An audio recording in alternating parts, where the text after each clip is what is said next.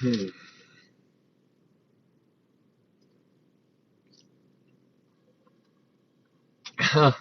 Hello. What's up, Amber? You made it. Jules, hello. What's up, Shy Stone? Good to see you again. Hopefully you guys are doing well. Just getting started. Sorry it was a little bit later than usual, but what's up, Butterbean? Did you think about um, what that verse in Romans? What was it? Romans 5:12, I think. At all? Did you look into it anymore with talking about Adam compared to a type of Christ? Hey, what's up, Gospel? How are you?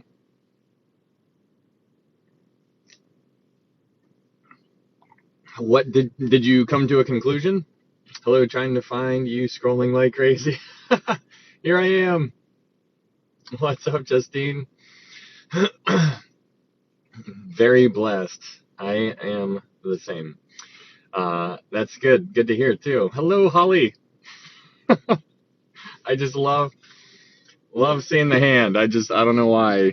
Just I have the mind of a child, and that cracks me up for some reason. I can't explain it, but it just makes me laugh. Um, uh, did you guys get like a notification? I don't know if you guys put notifications like for to get notified when I go live. Does anybody in here do that? And do they work? Gospel. Do they work when when I go live? Did anybody get a notification? I'm just curious. Just curious.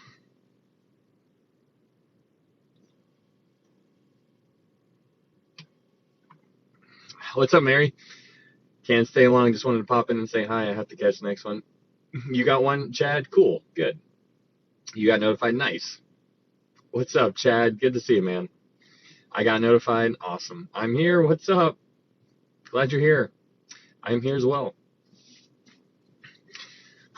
Honestly, I was waiting. That's awesome. Cool. Curious about what are you curious about, Daniel or Danielle? Um, Sad I won't be able to stay late tonight. I have to work early. Shelba, just just do what we all do and just don't sleep. There you go. That's the way to do it. Problem solved. I was notified too. Awesome. Um, Good to see you. Hello, Kellogg. CJ. LOL. Yeah, no, I'm just kidding. No, you need your sleep. Totally get it. Totally get it. If you don't have sleep, then you are just a hot mess. Not you talking to me, but I'm sure you are too. um, but I kept checking. How you guys makes me feel nice. Thanks. It's awesome. Um,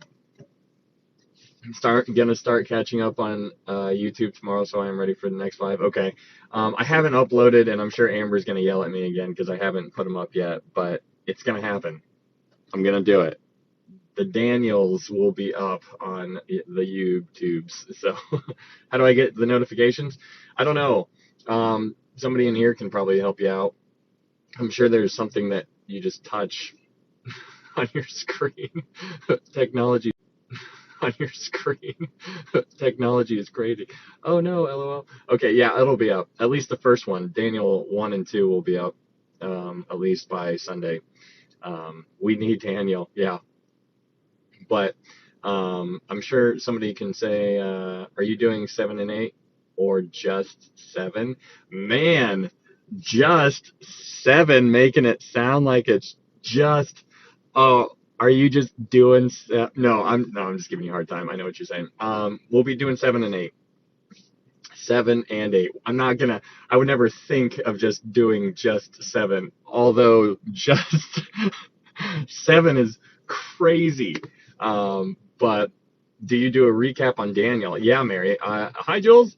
I'm totally gonna do a recap. You know, if you've been here for Revelation, you know I will always do a recap.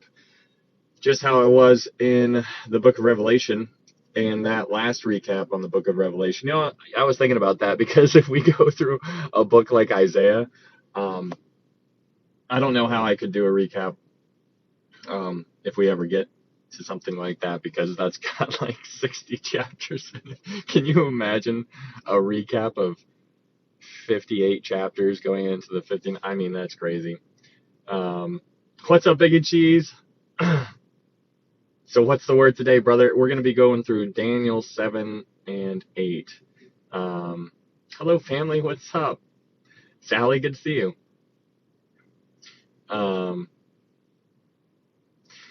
But yeah, we're going to be going through Daniel 7 and 8, and we will get started here in just a few minutes. We'll go through the recap. We'll do a recap of chapter 1 through 6, and then we will dive into chapter 7 and 8, and it's going to be fun. But it's pretty interesting what's now. I don't know if you guys are paying attention to like all the stuff going on over in Israel. I know we talked about it last night, but I find it very interesting that J.M. Magog, if you're asking if it's the Gog and Magog, Ezekiel 38-39, it's not. However, to your defense, I would say that this could be setting the scene for it. And I find it very interesting because right now, as we're talking, they're in Syria, right in Damascus. If you go there and you zoom in and you poke around a little bit, you'll see a whole bunch of Russian flags, which shows, Russian forces, and you'll see Iranian flags. And they're all in Damascus right now. And that is very interesting. And something that I wanted to say that, in case you guys are not tracking everything, I'm just going to assume people don't know these things, even though you might. But it's really interesting considering that we sent one of our carriers over there, and now we're sending another carrier when there was already two other ones that were over there, one in the Persian Gulf and one in the Red Sea.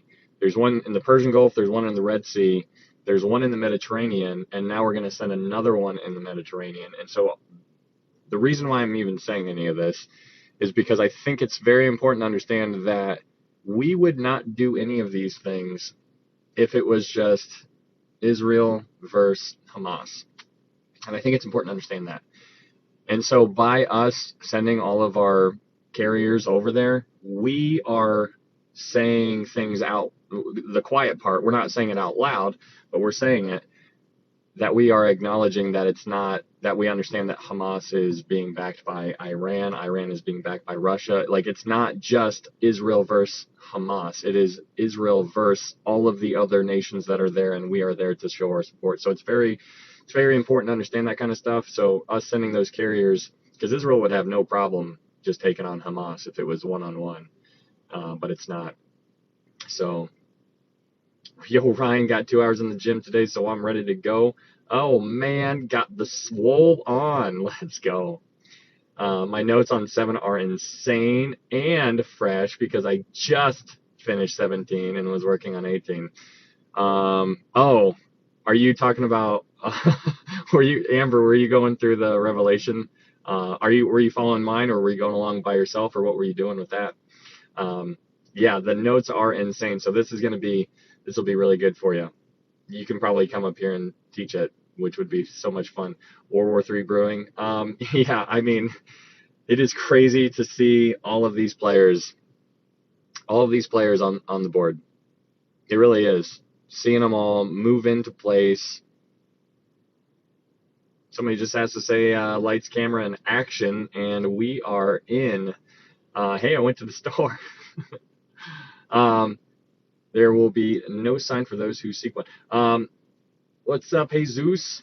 But yeah, no, I think it's interesting to see this kind of stuff being said, because if you are under the impression that I am with the whole Ezekiel 38-39 situation, if you think the Gog-Magog war is coming up rather quickly, then that means that the rapture, if you see it the way I see it, then that means that the rapture is coming up even sooner. And that is exciting. So, who knows what's going to happen, but you can see, like, it's a powder keg. It's just right now, it could just one spark. Maranatha, yeah, absolutely. 100%. Your YouTube videos. Okay, cool. Hello, Mandy. Hi, how are you? Thanks for being here again. Pray God makes the enemy dumb, blind, and broke. Oof. Well, it's just interesting on that note. Glory to glory. Like, I understand what you're saying, but it's very important to understand that this stuff is going to happen. There's no praying this away. It is going to happen. Now, there could be a delay. I'm not saying that we can't change things with prayer, because God's changed his mind before. And it's just interesting to consider that. So, there's something to be said, but this will eventually at some point happen. The Great Commission, yeah, absolutely. Well, hi, Trisha, hello. I can't wait, Jamie. Yeah, it is crazy. Cover girl, hello. Is it coming, though? It will happen sooner or later. We're praying anyways. Absolutely. We're called to pray for Israel. What's really interesting about that is that it's interesting that we're called to do that. But me personally, like, I know Israel's going to be fine. Like, they're in the Bible till the end of the time. Like, they're there. Like, we know they're going to be there till the last day. But what you don't see is America. And so I'm just like, man, what's going to happen to America? Why aren't we here? Like, I don't see us anywhere. And so it's very interesting to see that. So it's like, you pray for Israel, 100%, keep doing that. But since you've read the Bible, Israel will be in existence. What you do not see is us. And that is like, what's going to happen? It's going to be crazy. Amen. Yeah. The MAGA hats are the mark. Ooh. So you're saying you think the mark is a hat?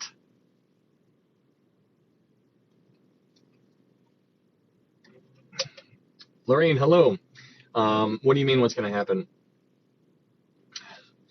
Is it a good idea that the United States is standing for Israel? Yeah, absolutely. And that's one of the main reasons why I think we have been blessed as much as we've been.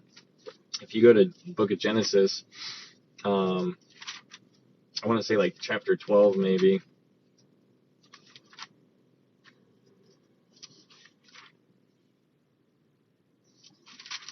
Yeah, Genesis chapter 12, verse 2 and 3, it says, I will make you a great nation, I will bless you and make your name great, and you shall be a blessing. This is God promising this to Abraham. And then in verse 3 it says, I will bless those who bless you, and I will curse him who curses you, and in you all the families of the earth shall be blessed. And so this is a main reason why we believe that we have been as blessed as what we have been up until this day right now, because we have been an ally of Israel. And so since we have been blessing Israel with protection and helping them out when they need help, that's a big reason why we think we've been blessed for as long as what we have. But there's going to be a day where it seems that we will turn against them in the future, because in Zechariah it talks about bringing all the nations of the earth against them, and it's just like, what's going to happen? We see. I always use this analogy. Imagine you're standing and there's a whole bunch of trees right in front of you, but behind the trees you see a big old McDonald's sign. Now the sign is way up in the sky. You can see the sign, but you don't know how to get there because you just got this forest in front of you. But on the other side, the McDonald's sign is there. So that we're going to get there. We just don't know what's going to happen on our way to it. And that is that's the whole point. We don't have all of the details here, but we can glean what we can. Who knows, might be the rapture. Hey, long time since I viewed you. Alyssa, hi. Thanks for coming back. I am wondering did you end up watching did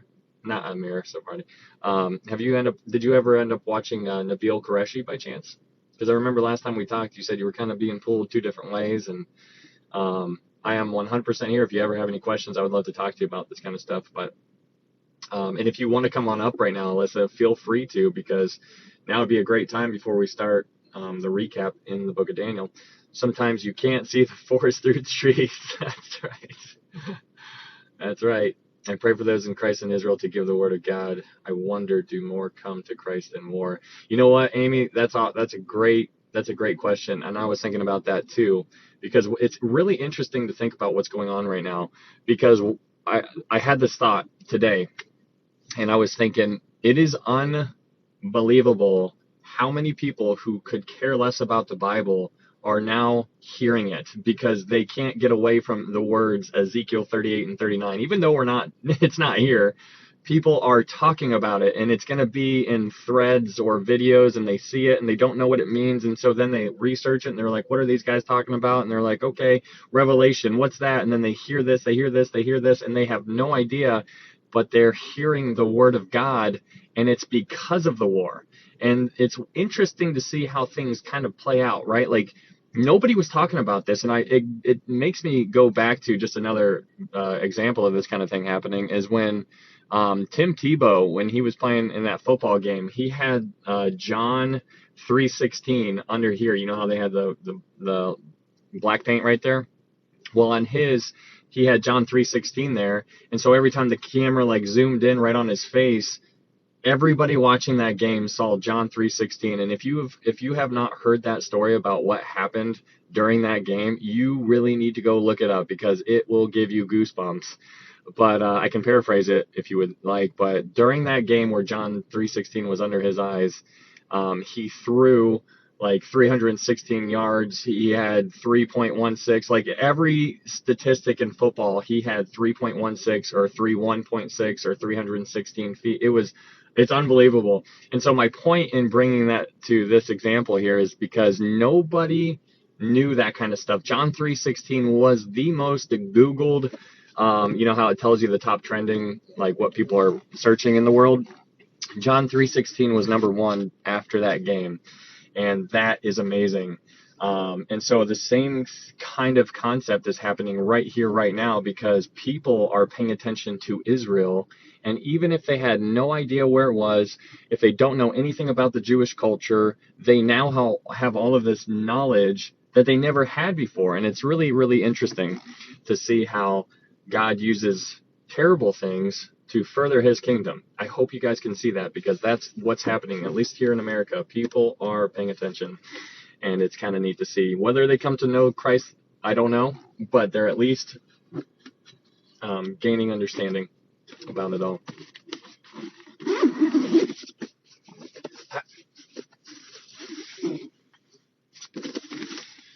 All right. Alyssa, I don't know if you're still here, but if you are, yes, it was amazing. Hey, Sheena. Thanks, Holly. Let's get pumped. We need a strong word for Israel and peace. All right. Yeah, thank you, Holly. Appreciate that.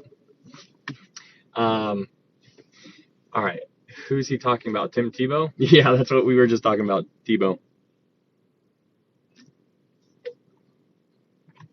All right, before I start, does anybody have any questions about anything that was going on in what we talked about before?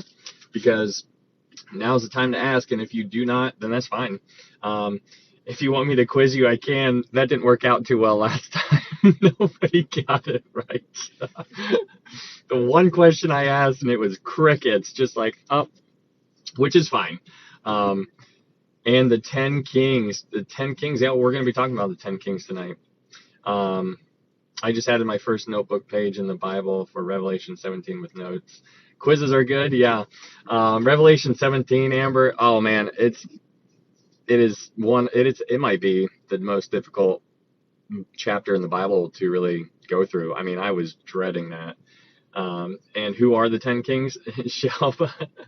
Yeah, crickets. 10 kings. We'll talk about that here in a second. So we can get to it.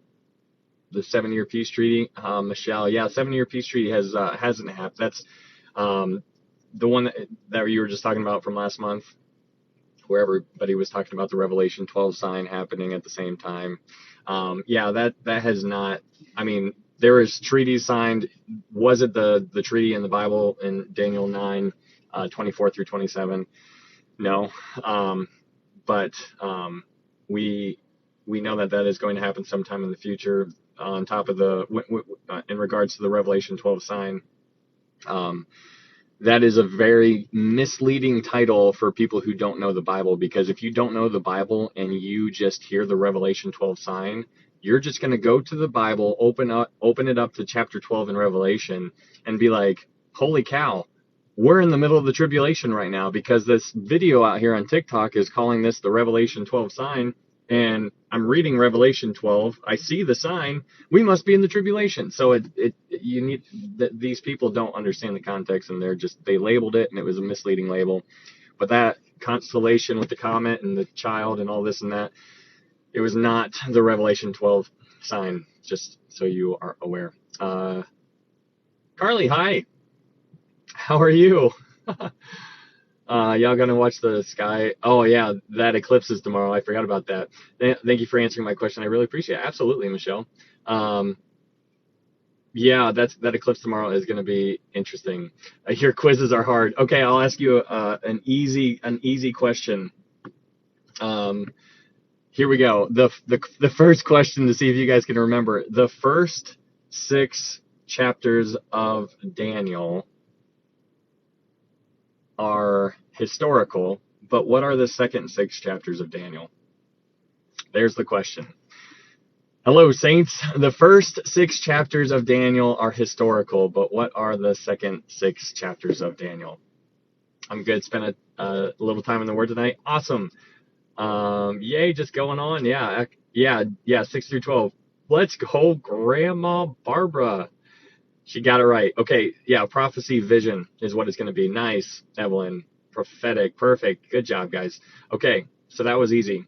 Now, I will ask this next question, and I will say, what are the chapters 2 through 7 are written in what language? This is going to come into play tonight because of the reasons we'll talk to. Good. Thanks for being here, Amanda and Carly. I appreciate you guys showing up. Jenny, history. It is Aramaic. Yeah, absolutely. So chapter 2 through 7 is in Aramaic. All the other chapters are written in Hebrew, and I hope you guys understand the reason why that's important. The reason why that's important is because if I write you a letter in English, you understand I'm writing it to an English audience. But if I write it to somebody living in Mexico, they're going to be reading it in Spanish, right? And so that's the whole point in understanding who the chapters are being written to, who the audience is intended for. And so chapters 2 through 7 is written in Aramaic, and Aramaic was the Gentile language back during that time. And the Hebrew language I'm sure you know, is the language for the Jews. And so chapters 2 through 7 are written in Aramaic, and all the other chapters are written in Hebrew, which implies, as well as other things, it strengthens a whole bunch of other reasoning that it is written and intended for the Jews primarily. So good job. You guys got those. Okay, mine are written in English. What's the gift for getting it right? High fives. Hello, Candace. All right, we're going to go ahead and dive on in. We're going to do a recap of Daniel, and I always do a recap, but the focus tonight will be on chapters 7 and chapter 8. But if you are new here, thanks for being here. My name is Ryan. We've just finished the book of Revelation, and we went through that. It took about 2 months, and all of those videos are up on YouTube. If you want to go, you can click on my profile here, and the YouTube link is under my my little profile picture. But we're going through the book of Daniel now, and we are going to be tackling chapter 7 and 8. And before I start, I always go through a recap just in case you weren't here for the last time. So that's what I'm going to do here. So you're going to get a brief overall picture of what happened and what we covered in chapters 1 through 6.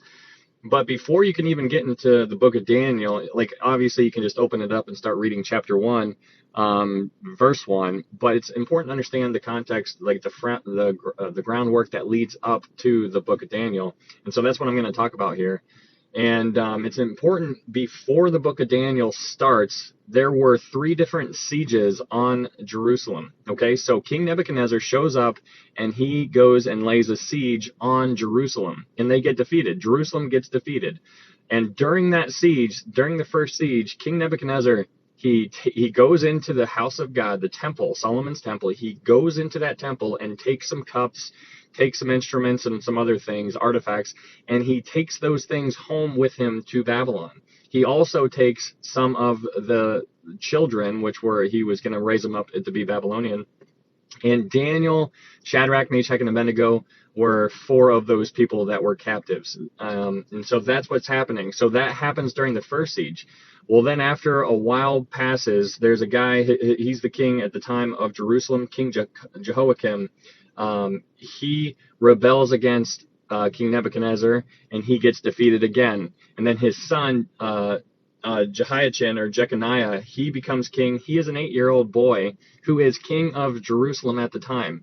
And then his uncle Zedekiah ends up taking his place, and then he rebels against King Nebuchadnezzar for the 3rd time. So there's 3 sieges where King Nebuchadnezzar comes against Jerusalem, and King Nebuchadnezzar beats them down 3 different times.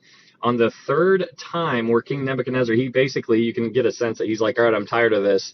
I'm going to destroy you. And so King Nebuchadnezzar shows up the 3rd time and destroys the city of Jerusalem, and he destroys the temple, Solomon's temple. If you were here at all before during the book of Revelation, you understand by now that there are 2 temples. The first one was built by King Solomon, and it was destroyed by King Nebuchadnezzar. I've said that so many times, but now we're actually going through it. King Nebuchadnezzar destroyed this temple, so that one's done. The second one, the second temple, was built by a guy named Zerubbabel, and it was a very modest type of temple. And then Herod shows up, and he revamps it, remodels it, and makes it a much better version of a temple. And that temple was the temple that Jesus taught in front of while he was boots on the ground here. So it's really important to understand that there will be a 3rd temple in the future, because the 2 witnesses will be preaching in front of it, and that's in Revelation chapter 11.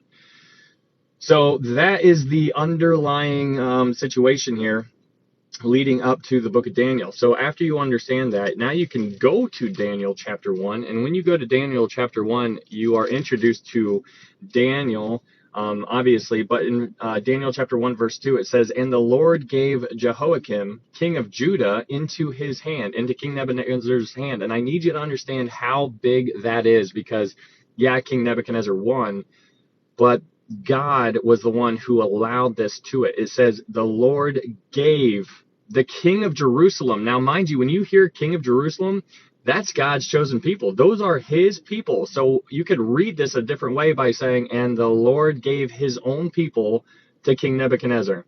And the reason why they needed to go into captivity is because in 2nd Chronicles, you can see that they were told to every 7 years. So they're supposed to work the ground for 6 years, and then on the 7th year, they're supposed to let the ground rest. It's called a sabbatical year. They were supposed to let the ground rest and don't touch it, don't work the ground for a full year, and then the next 6 years after that, go ahead and work the ground, but then the 7th year, again, don't work the ground, and so on and so forth. Well, the people of Israel did not listen to that rule, and so they disobeyed God for 490 years, and they just kept working the ground, and then God shows up and he says, because you didn't listen to me, you owe me 70 years. And so that is why these people will be in captivity for 70 years, and that's going to be important to understand, because when we get to Daniel chapter 9, those 70 years are coming to an end, and Daniel actually acknowledges that. We'll get to that when we get there, but so that's important to understand. They are given into captivity because they disobeyed God, because they didn't listen to his law. And it's important to understand that he really takes things seriously. When he says something, we need to listen. Even if it's something that doesn't make that much sense, like let the ground rest. Like, what does that even mean? Like, why are you going to punish me for 70 years? Yes, I am. That's what he said. So that's what's going on in Daniel chapter 1. But you're introduced to Daniel, Shadrach, Meshach, and Abednego. They are given those names. Those are not their actual Hebrew names. The Shadrach, Meshach, and Abednego are Babylonian names, because they wanted to turn these kids Babylonian. They were 12 to 14 years old at this time when they were brought into Babylon. And Daniel's name was Belteshazzar. So you're introduced to him. His name is Belteshazzar. There's a king that we already covered last time. His name is Belshazzar. We'll talk about him in a little bit. But do not get the two confused. You have Belteshazzar and you have Belshazzar, 2 very different people. But these kids are all kinds of wise, and they have all kinds of understanding, and it's unbelievable.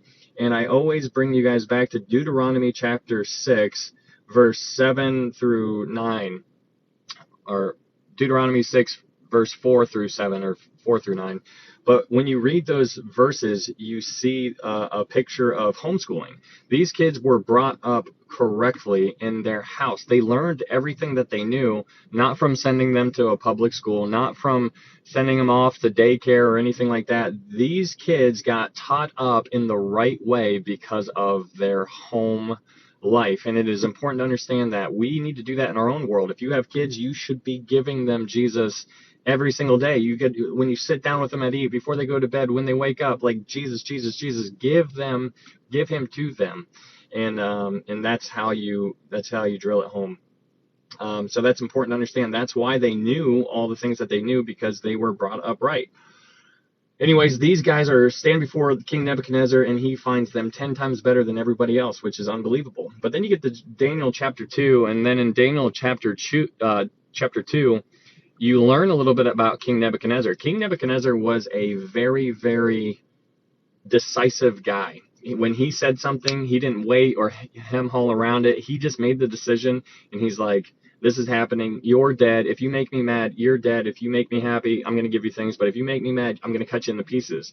So King Nebuchadnezzar has this dream, and I'm sure you guys are all familiar with the dream. But the dream he has, it scares King Nebuchadnezzar, and he brings all of his wise men, his astrologers, magicians, sorcerers, soothsayers to him, and he says, tell me what my dream is, because he was testing his own guys. He's like, you tell me that you can do these things, but I want you to prove it to me. I want you to tell me what my dream was, and then I will know that you can tell me the actual interpretation. So he never told them what the dream was. And so all of the magicians and whatnot started freaking out, because they're like, we can't do it. We can't do it. There's nobody that can do this. You're being ridiculous. And then so King Nebuchadnezzar made the decree to start killing all of these guys. It just, boom. You can't tell me. You're a fake. I'm going to kill you. And so the decree went out to start killing them. So this captain of the guard goes to Daniel, and Daniel's like, what's going on? And the guard ends up telling Daniel what had happened. And so he ends up buying some time. And so Daniel, with Shadrach, Meshach, and Abednego, they basically have a prayer meeting, and God reveals the dream and the interpretation to Daniel, because that was one of the things that Daniel had. He was given the wisdom and knowledge in literature, and he had the ability to understand and interpret dreams. That was one of the things that he had. And so Daniel goes before King Nebuchadnezzar, and he explains to him this dream. And he explains it to him, and he basically says that there's a statue, there's the gold, the statue of the head on the statue is gold. That represents King Nebuchadnezzar. The silver represents the Persian Empire. The brass represents the Greece Empire, and iron represents the Roman Empire. And then there was something called the iron mixed with clay. And that's a really interesting thing, because iron mixed in clay in Daniel chapter 2, verse 43, it says, as you saw iron mixed with ceramic clay, they will mingle with the seed of men. But that's an interesting little rabbit hole there, because that is bringing in the sons of God, which are the fallen angels, and the sons of God mixed with the women of the earth back in Genesis 6. And so if you do a little bit study on that, it's really interesting, because these fallen angels basically do something to the women on the earth, and they impregnate these women somehow, and the women, the like actual real women, have some kind of hybrid type, which is what the Nephilim is, because the word Nephilim means fallen ones, but the Hebrew version means gigantus, and that means earth-born. So these abominations essentially are earth-born. They're the seed of men. So maybe that's what Daniel chapter 2 verse 43 is referring to. I'm not going to be too dogmatic about that, but it's very interesting to throw that around, because it does seem to fit in a sense. Yeah, Tamara, Nephilim.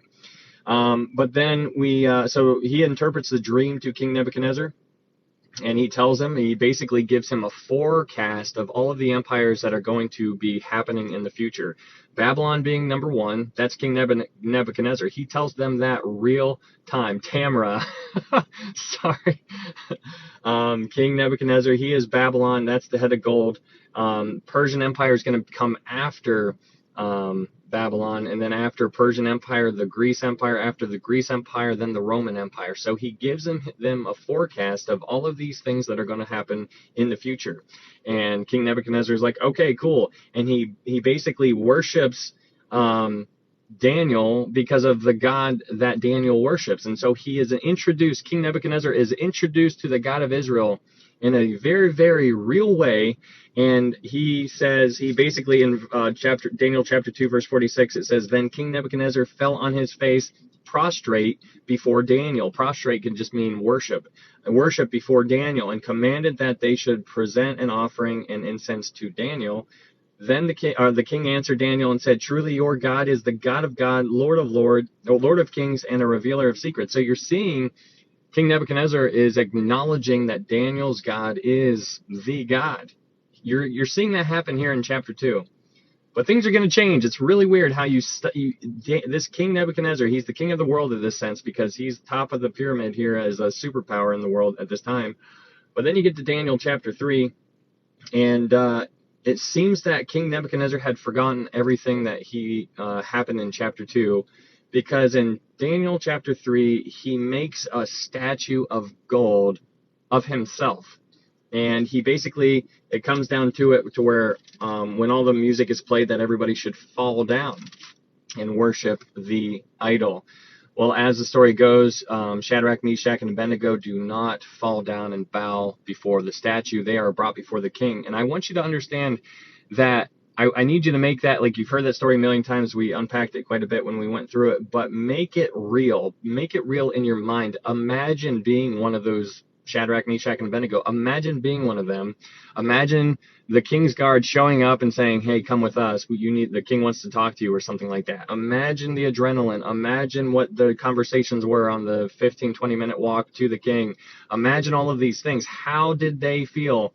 Because you know that they had to have been afraid, but you don't get that insight here, just how you don't get that on other stories when Paul went and he got stoned multiple times, like all of these things. Thanks, Candace. There's different things. We need to make these people not just fictional characters. We need to make them, they're very real. This happened. And so it's very, very interesting when you start to do that, because it makes it more real and it becomes alive. But anyways, they don't bow down to the golden image, and then he throws them into the fire after he binds their hands, which is interesting, because then the detail is in Daniel 3, verse 25, King Nebuchadnezzar is looking into the fire, and he says, look, he answered, and I see 4 men loose.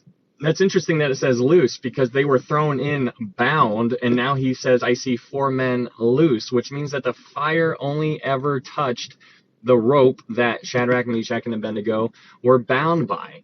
And so the fire only had power over exactly what God wanted it to have power. And that is such an amazing thing to even consider. It's like, you know what? Wow, that is amazing. So he has them come out, and again, he makes a decree that says anybody who speaks anything amiss against the God of Shadrach, Meshach, and Abednego shall be cut in pieces. So you can see this guy has, he's almost seems a little bipolar. He's either really happy with you or he's going to cut you in pieces. Interesting kind of dynamic there, but you see him be introduced to the God of Daniel again. It's also interesting and important to note that Daniel is nowhere found in this chapter. So where was he? Where was Daniel? So that's something you can wrestle with if you want to. But then we get to Daniel chapter 4. And in Daniel chapter 4, this whole chapter is a personalized affidavit, or a sworn statement written by the king of the world himself. The king of the world being King Nebuchadnezzar. He writes this whole chapter himself. And that is important to understand, because this chapter is not something that a normal person, like a normal king, like when you think of kings, they are prideful. They don't want to show their people any weakness. They only want to come out as strength and powerful and all this and that. But you get to see a whole different side, and there's a reason for it. So anyways, King Nebuchadnezzar in chapter 4 writes a letter to the entire world. So you have a pagan king talking to a pagan world, and he writes it to the pagan world. And he has this entire dream, and he basically explains it to him that he sees this tree. The tree is doing awesome. It's flourishing.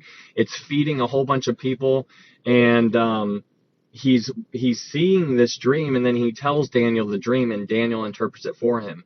And Daniel basically says, you're going to be cut down. You are going to be like a beast in the field. You're going to be grazing. You're going to be eating grass. Your hair is going to get long. Your nails are going to get long. You will be like a beast for 7 years. And so King Nebuchadnezzar hears the interpretation, and he's like, okay, cool. Thanks, Daniel. Now go away. So 12 months after the interpretation was given to King Nebuchadnezzar, in Daniel chapter 4, verse 30, it says this: the king spoke, saying, is not this great Babylon that I have built for a royal dwelling by my mighty power and for the honor of my majesty? You see this complete ego trip. Like his head was so big, they had to make the doors bigger for this dude, right? And so he is going just on and on about himself. And while he was still speaking, a voice fell from heaven and basically turned Daniel's interpretation to be to come to start happening. And so basically from that point on, that same day, King Nebuchadnezzar goes out. He goes out into the field and starts eating like a beast and doing all that kind of stuff for 7 years. And then after 7 years, we get to verse 34 in Daniel chapter 4. Thanks, Christy. In Daniel chapter 4, verse 34, it says this: and at the end of the time, I, Nebuchadnezzar, lifted my eyes to heaven, and my understanding returned to me. And I blessed the Most High and praised and honored him who lives forever. So the very, very first thing that King Nebuchadnezzar did after his understanding was allowed to come back to him, and mind you, those were 7 years. If you know anything about the book of Revelation that we went over before, it's a book of 7. There's 7 churches, there's 7 spirits, there's 7 letters, there are 7 seals, there's 7 trumpets, there's 7 bowls. You could keep going on, but here you're seeing a theme again in Daniel and Revelation are very intimately intertwined, and they're connected like no other books. But anyways, you're seeing a theme here because the very first thing that he does when he regains his understanding is he basically falls down and he's like, I'm going to worship the God, the Most High. He now acknowledges, and you can see that it's a real thing because he does it and he goes on, he elaborates, and it's almost like he's saying things that he didn't say before, because when he acknowledged that Daniel could interpret the dream in Daniel chapter 2, he's like, all right, Daniel, your God's awesome, like because he can do this. And it's really short and sweet. And then in Daniel chapter 3, when Shadrach, Meshach, and Abednego, when they come out of the fire, he says, anybody who talks bad about Shadrach, Meshach, and Abednego's God, he's like, hi, Kimchi, thank you. Anybody who talks bad about them, they're going to be cut into pieces. He now, in chapter 4, was directly affected. Like, you know how you hear about things over in Israel and you look at them and you're like, oh man, that's really sad. Like, okay, I'm going to go about my day now. It's the same concept, because if it's not happening to you, then it's not going to have the same effect that it would if it happened to somebody else, or vice versa. You get what I'm saying? So here in chapter 4, this happened directly to him, and it affected him, and it humbled him, because he went from being top dog to literally a beast of the earth. And so right when his understanding came back, the very first thing that he could do, or thought to do, was bless the God of the Most High. And that is what he did. And it's important to understand that he goes on in verse 34. It says, for his dominion is an everlasting dominion, and his kingdom is from generation to generation. We are going to see that kind of language as we continue on in this recap. But the dominion that lasts forever and ever is going to come back into play. Anyways, so that is important to understand. That's a little bit, thanks, Tetra, for the tiny diny. But I told you guys before that the book of Daniel has a certain chronological order. And so the way it goes is chapters 1 through 4 are in chronological order. But then it goes to chapter 7 and chapter 8, and then it comes back to chapter 5. And this is going to make more sense to you when we go about it today, because we're going to be introduced to somebody who was already killed. So you can see really clearly what is really going on. So I need you to understand that it's not chapters 1 through 12, and that's a perfect order of events that happen, because it's not. And so that's going to come into play, but keep that in mind, because in chapter 5, we are introduced to a guy named Belshazzar. Now, if you remember before, I told you, do not mix up the two names that look familiar or look similar, because you have a guy named Belshazzar and you have a guy named Belteshazzar.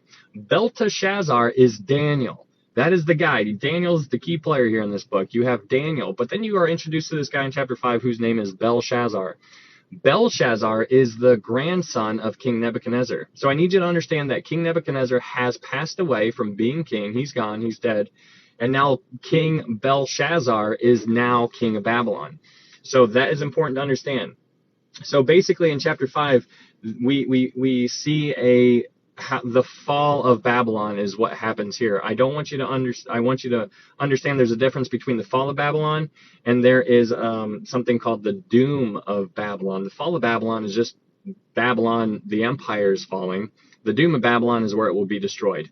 So it's important to understand that. So anyways, so you have Belshazzar, and he is just having this party with all of his boys, and he is having such a good time that he tells his servants to go across the road and bring him the cups and bowls that his grandfather, King Nebuchadnezzar, took from God's temple. So if you remember in 2 Chronicles chapter 36, you see that King Nebuchadnezzar goes on one of the sieges when King Nebuchadnezzar went against Jerusalem. He sieged Jerusalem 3 different times.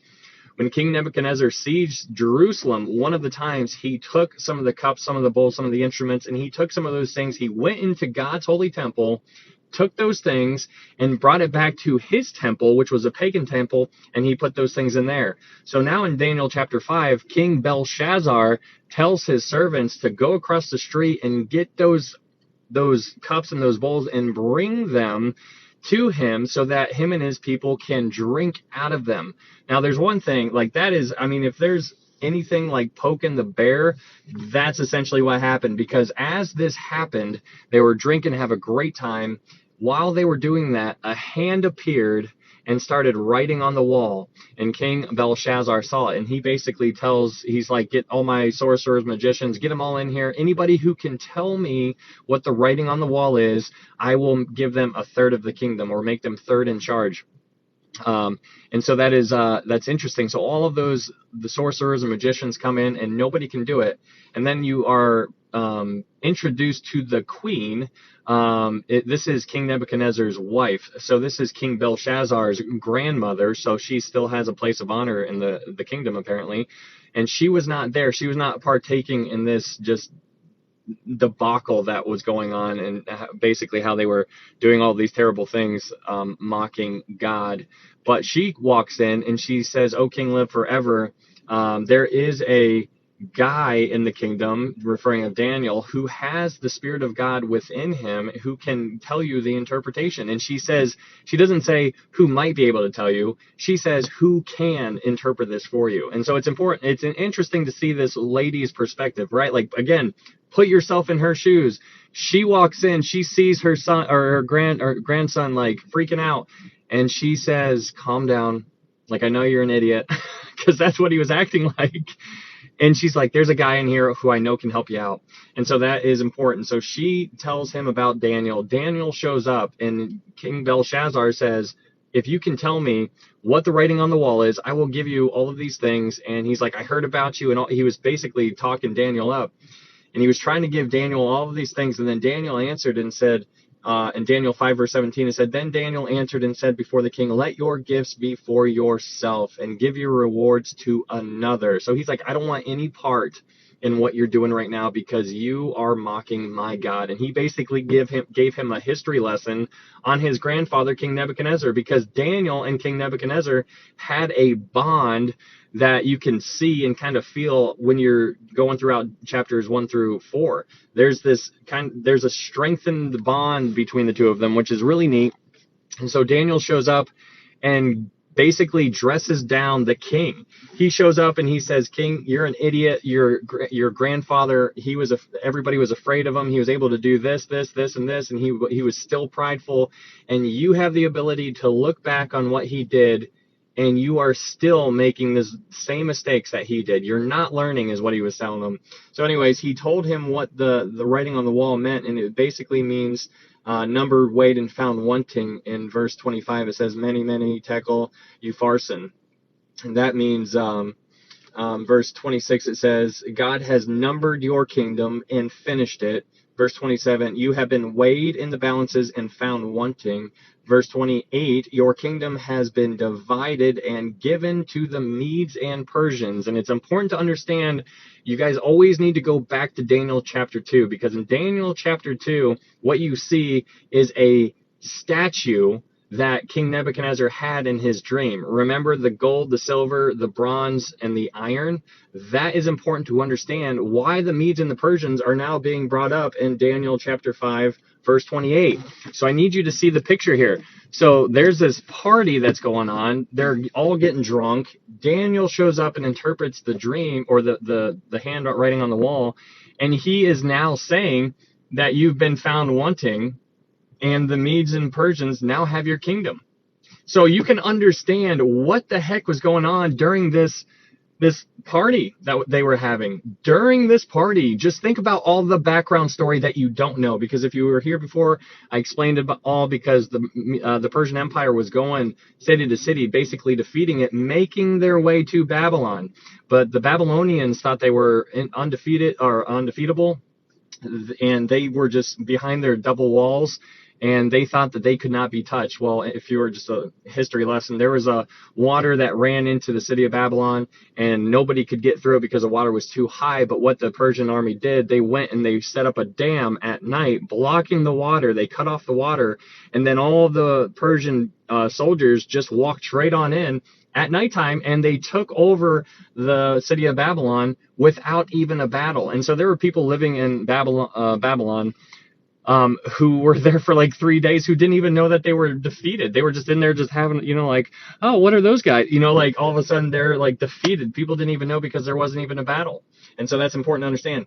But I always need you to remember the theme of this book, at least up until where we are right now, is that statue in Daniel chapter 2.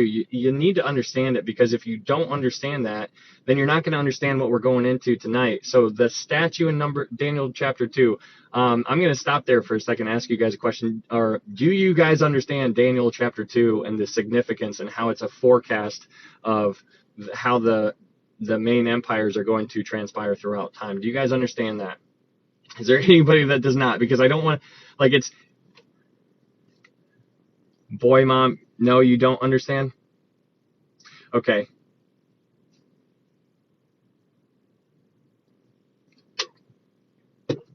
No, yes, shadow of what's to come?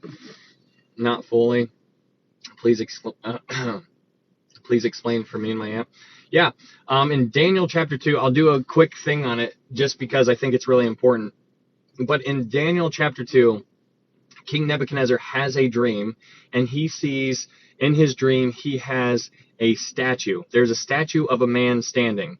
The head is gold, the chest is silver, the arms are bronze, and the legs and feet are iron, essentially. And so the gold, the silver, the brass, and the iron all represent a different empire.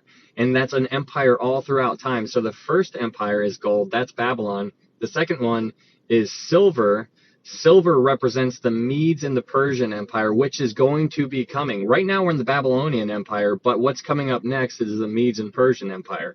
After the Medes and Persian Empire, it's the Greece Empire. After the Greece Empire, then we go into the Roman Empire. And all of these happen hundreds of years apart from one another.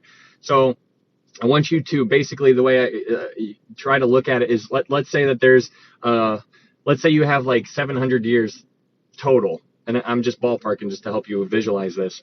But the first 200 years is the Babylonian Empire. The second 200 years is the Medes and the Persian Empire. And then after they get defeated, then the Greek Empire comes into play. And then after they get defeated by the Romans, then the Romans come into play. And all of those will amount to about 700 years of time. I don't know if that makes any more sense to you. but I put these up on YouTube. But that's basically what we need to understand, because right now in Daniel chapter 5, we are in the Babylonian Empire. But in Daniel chapter 5, verse 28, it says, your kingdom has been divided and given to the Medes and Persians. And so now the Babylonian Empire is now being defeated, and now the Medes and the Persians are now in control. So that is where we are at the end of chapter 5. So that's what happens there. So hopefully that makes a little bit more sense to you, but that is what is important to understand, because after the Babylonians, they're going to get defeated by the Medes and Persians. Then the Medes and Persians rise up. After the Medes and Persians are in charge, the Greece Empire comes up and defeats the Medes and Persians. Then they're in charge. After they get defeated, the Romans come up. Then they're in charge. That's exactly how it. Okay, definitely didn't know that. Okay, well, hopefully that makes sense.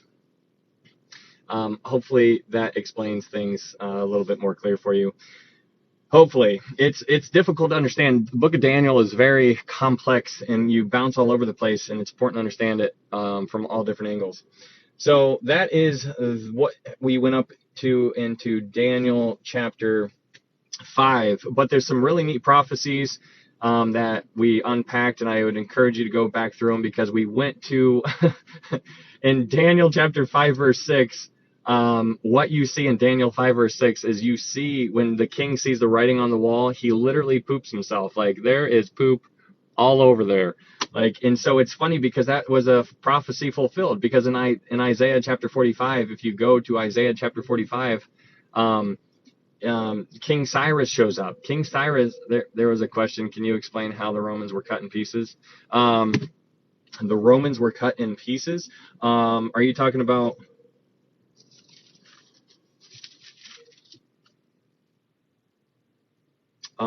are you talking about how they were broken into pieces?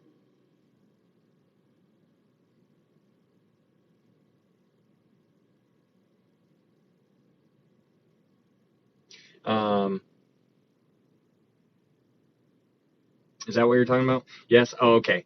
Broken into pieces. Okay. Iron mixed with clay. Yeah. Just real quick note on that. Iron mixed with clay.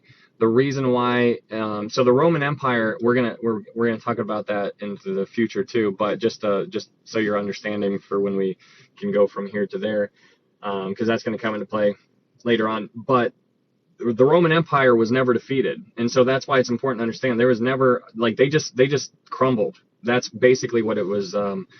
It was emblematic of them just never being defeated, because they weren't defeated. They just crumbled. They just broke apart. There was nobody came in and wiped them out. Like, you know how the Medes and the Persians showed up and defeated Babylon, and then the Greece Empire rose up and defeated the Medes and the Persians. Well, the Roman Empire defeated the Greek Empire, but nobody rose up and defeated the Roman Empire. The Roman Empire just broke apart. It was a breaking apart,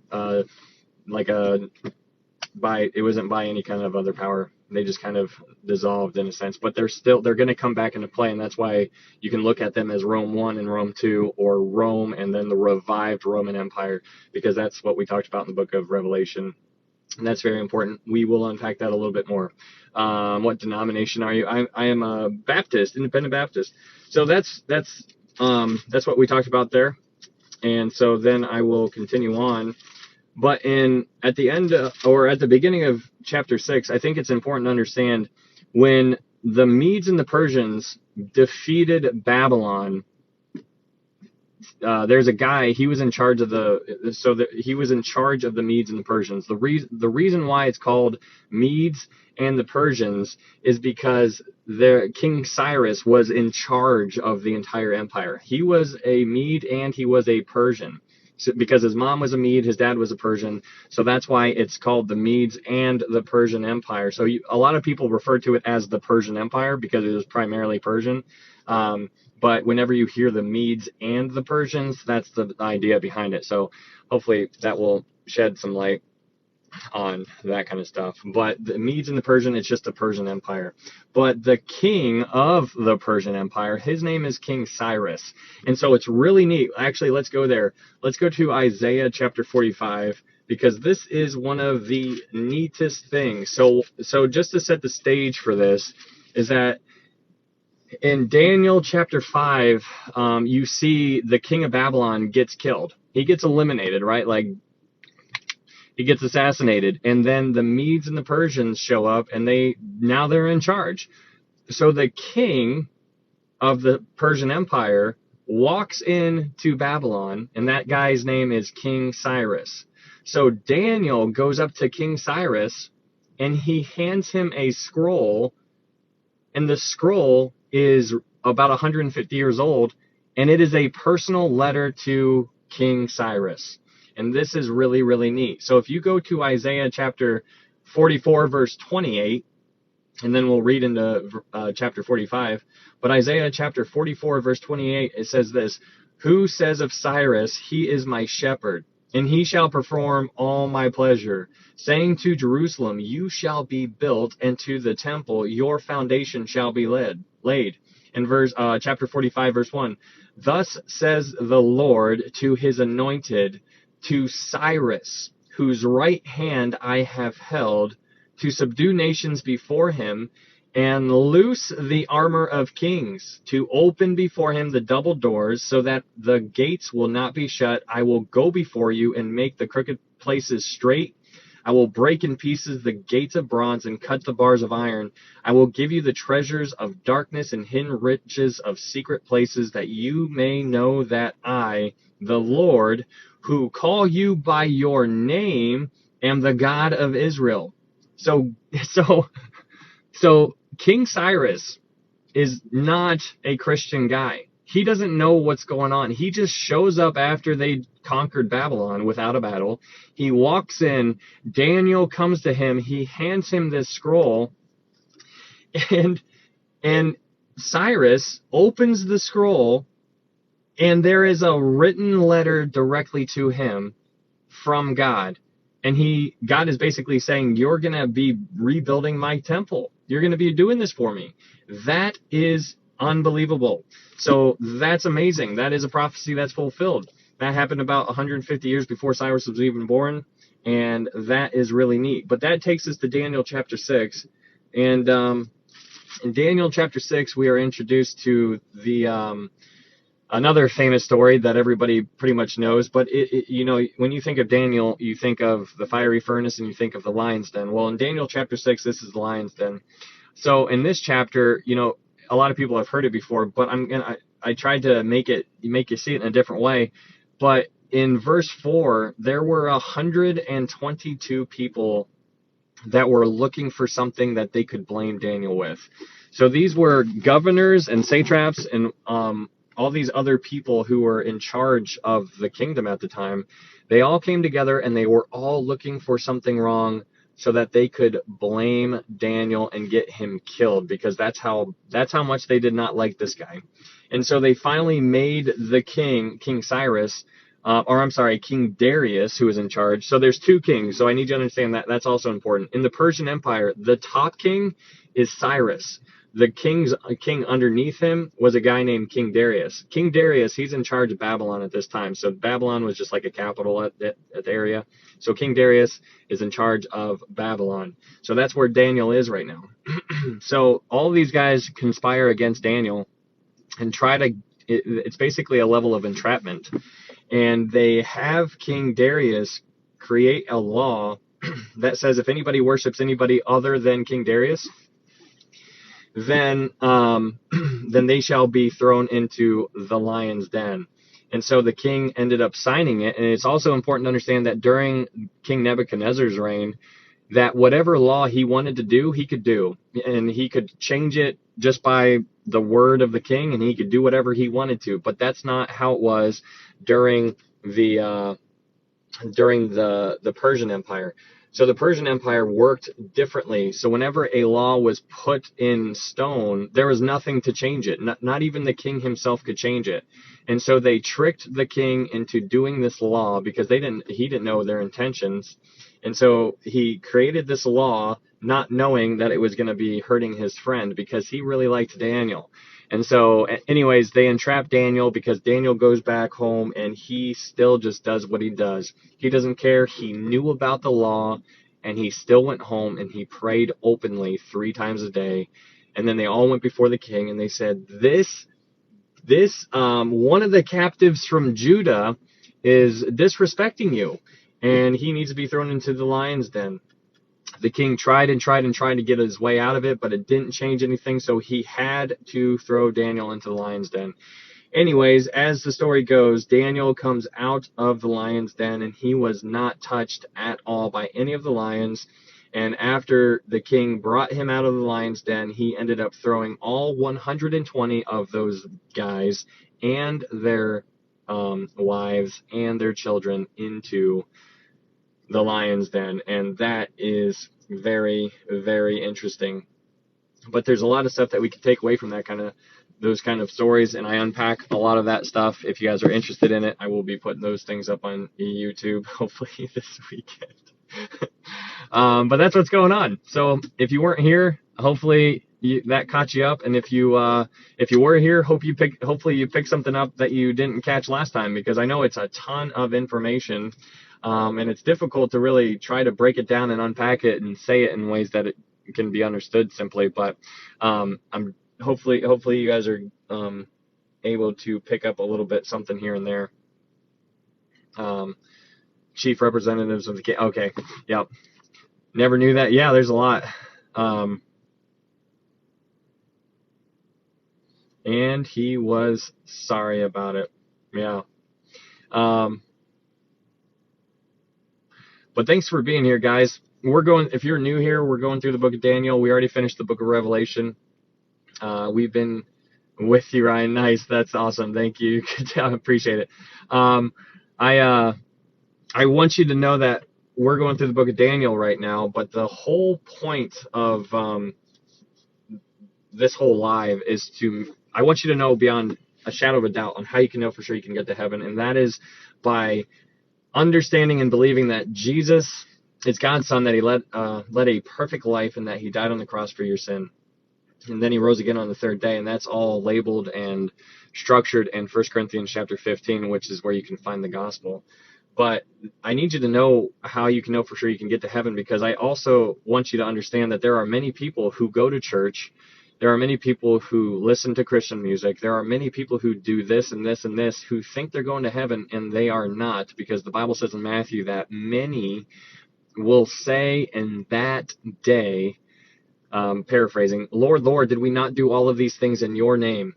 And he will say, depart from me, ye cursed, into everlasting fire. I never knew you. And so I need you to understand, and I want you to just, if you're not sure, or if you thought you were, I want you to just drive that point home and get right with God, because he wants you, like, he's not willing that any should perish, but you need to understand that it is only through him.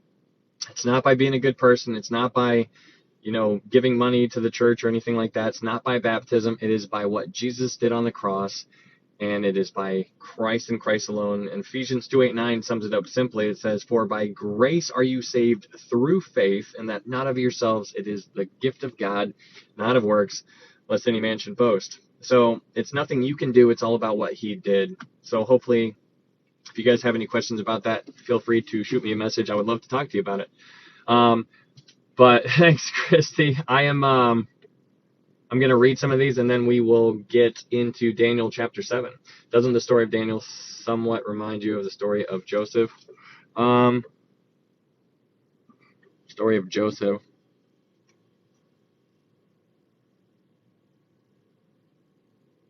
What do you mean?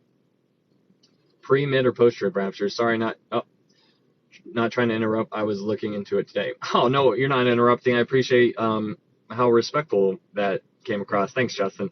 I believe in a pre-trib rapture, and actually, if you hang out for Daniel chapter 7, I will give you a good reason why I believe that, and it's not my best reason, my best one. Well, I'll probably touch base on that too, because I like talking about it, but there's a really cool thing in Daniel chapter 7 that will explain all that kind of stuff. When Joseph was sold and could interpret dreams also. Yeah, there's definitely some similarities too.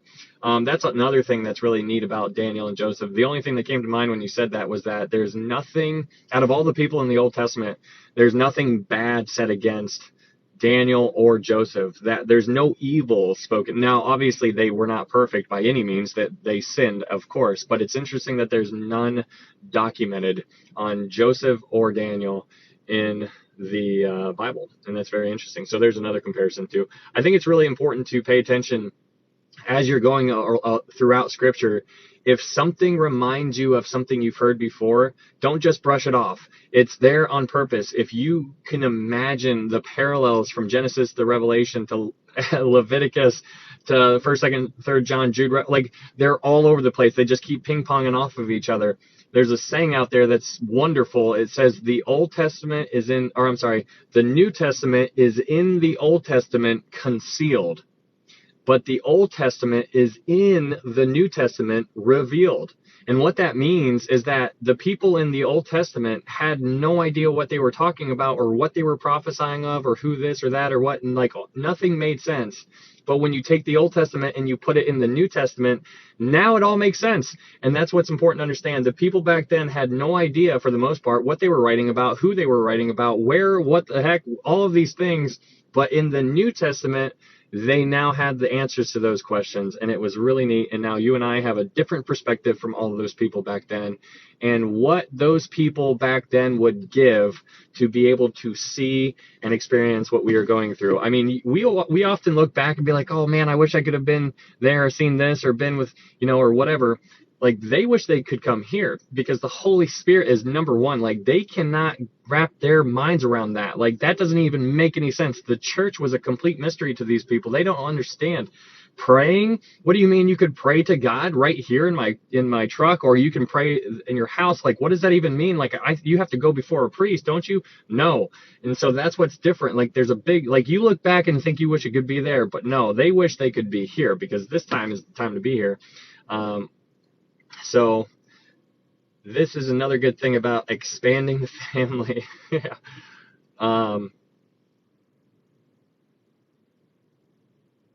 Okay.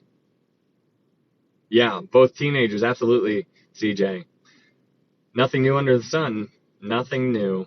Both captives, raised ranks. Yeah, good. See? Dive into it. It's fun. Direct access, absolutely. Technology is good because we could talk and help people around the world, but it's also bad for media too. Oh man, so many bad things. But okay.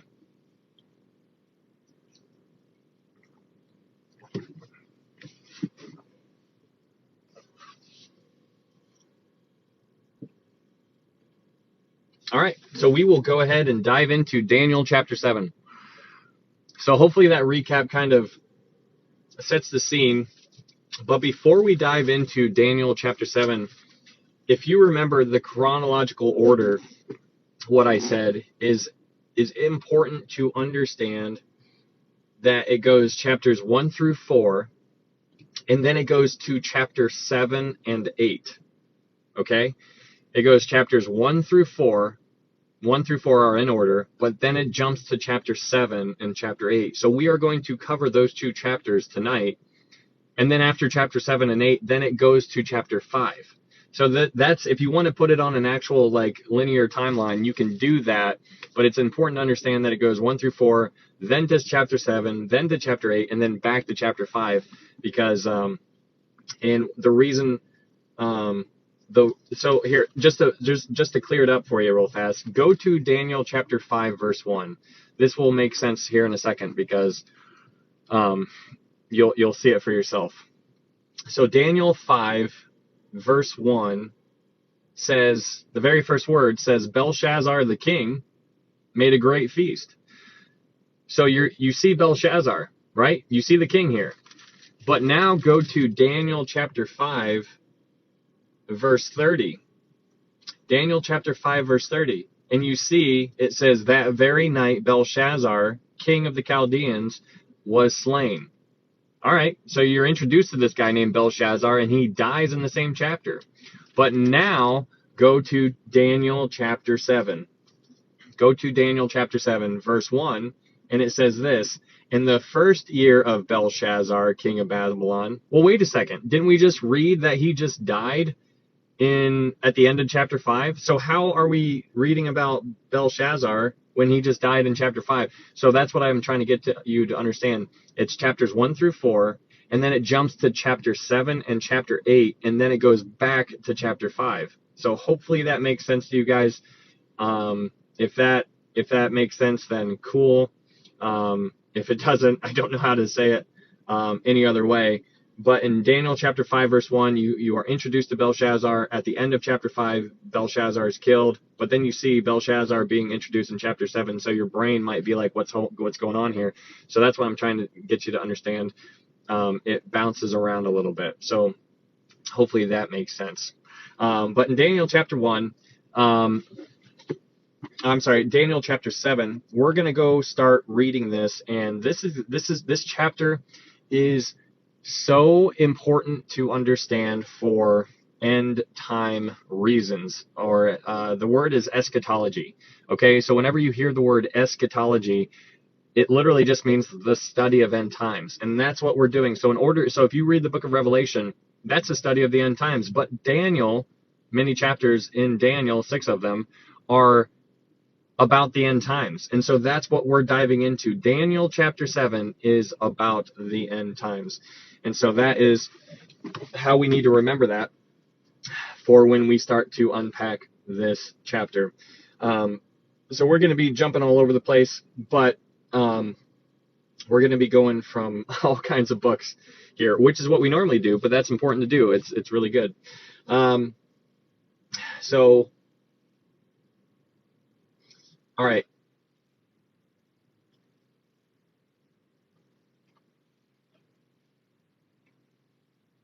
Okay.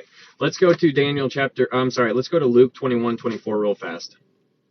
Luke 21:24.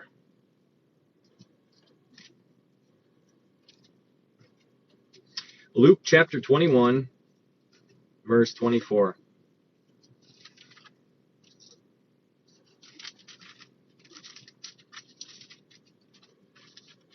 All right, Luke chapter 21, verse 24 says this, "And they will fall by the edge of the sword and be led away captive into all nations. And Jerusalem will be trampled by Gentiles until the times of the Gentiles are fulfilled."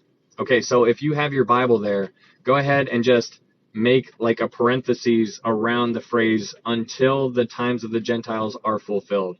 Go ahead and do some parentheses there, because the times of the Gentiles started with King Nebuchadnezzar, and they are going to be complete when the Antichrist comes into play. So the times of the Gentiles starts with King Nebuchadnezzar, which is what we're reading about in Daniel, and it is completed when the Antichrist shows up and is ultimately destroyed. So that is important to understand. So going back to Daniel chapter 7. Daniel chapter 7, verse 1, it says this. It says, "In the first year of Belshazzar, king of Babylon, Daniel had a dream and visions of his head while on his bed. Then he wrote down the dream, telling the main facts. Daniel spoke, saying, 'I saw in my vision by night, and behold, the four winds of heaven were stirring up the great sea.'" Okay, so I'm going to stop right there. In verse 1, it talks about how he had dreams and visions. And, there's, people kind of unpack that a little bit too much for my liking. So I just kind of it says he's on his bed. So was it a dream? Was it a vision? Was it both? I don't think it's too important to really get too crazy into that. So I'm not really going to speak on it. But if you were interested in it, I'm not too worried about it. But in verse 2, it says, "Daniel spoke, saying, 'I saw in my vision by night.'" Okay, so that word "my," I want to talk about that for a second, because what we've seen before is in chapter 2, it was a dream or vision of King Nebuchadnezzar. And then in chapter 5, it was always somebody else's is what I want to talk about. It's always somebody else's dream or vision or what they had, right? Like this was always somebody different. But here in chapter 7, now Daniel is having his own. Okay, so keep that in mind. It was always somebody else's, and now in chapter 7, it is somebody else. It's his own. It's his own. So in Daniel chapter 7, verse 2, it says, "Daniel spoke, saying, 'I saw in my vision by night, and behold, the four winds of heaven were stirring up the great sea.' Now, the Great Sea back in this time was referring primarily to the Mediterranean Sea. Okay, so now that's also very interesting because that is a lot of actions happen there right now, but that is what the Great Sea is referring to. However, in this context, it's important to understand the different dynamics that it has, because if you remember in Revelation chapter 13, it talks about this beast that comes out of the sea. Does anybody here, here's a quiz for you, does anybody here remember what that sea is representing? We're in Revelation chapter 13, where it says that the beast will come out of the sea. What is the sea? Sea is nations. Okay, yeah, church is over. Okay, sea of people, just right, absolutely. Okay, so it's a sea of faces, sea of people, absolutely, good job. That's awesome for you guys. That pumps me out that you guys know that.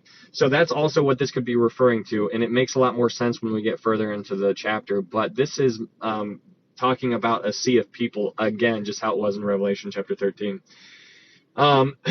So stirring up the great sea. In verse 3, it says, and 4 great beasts came up from the sea, each different from the other.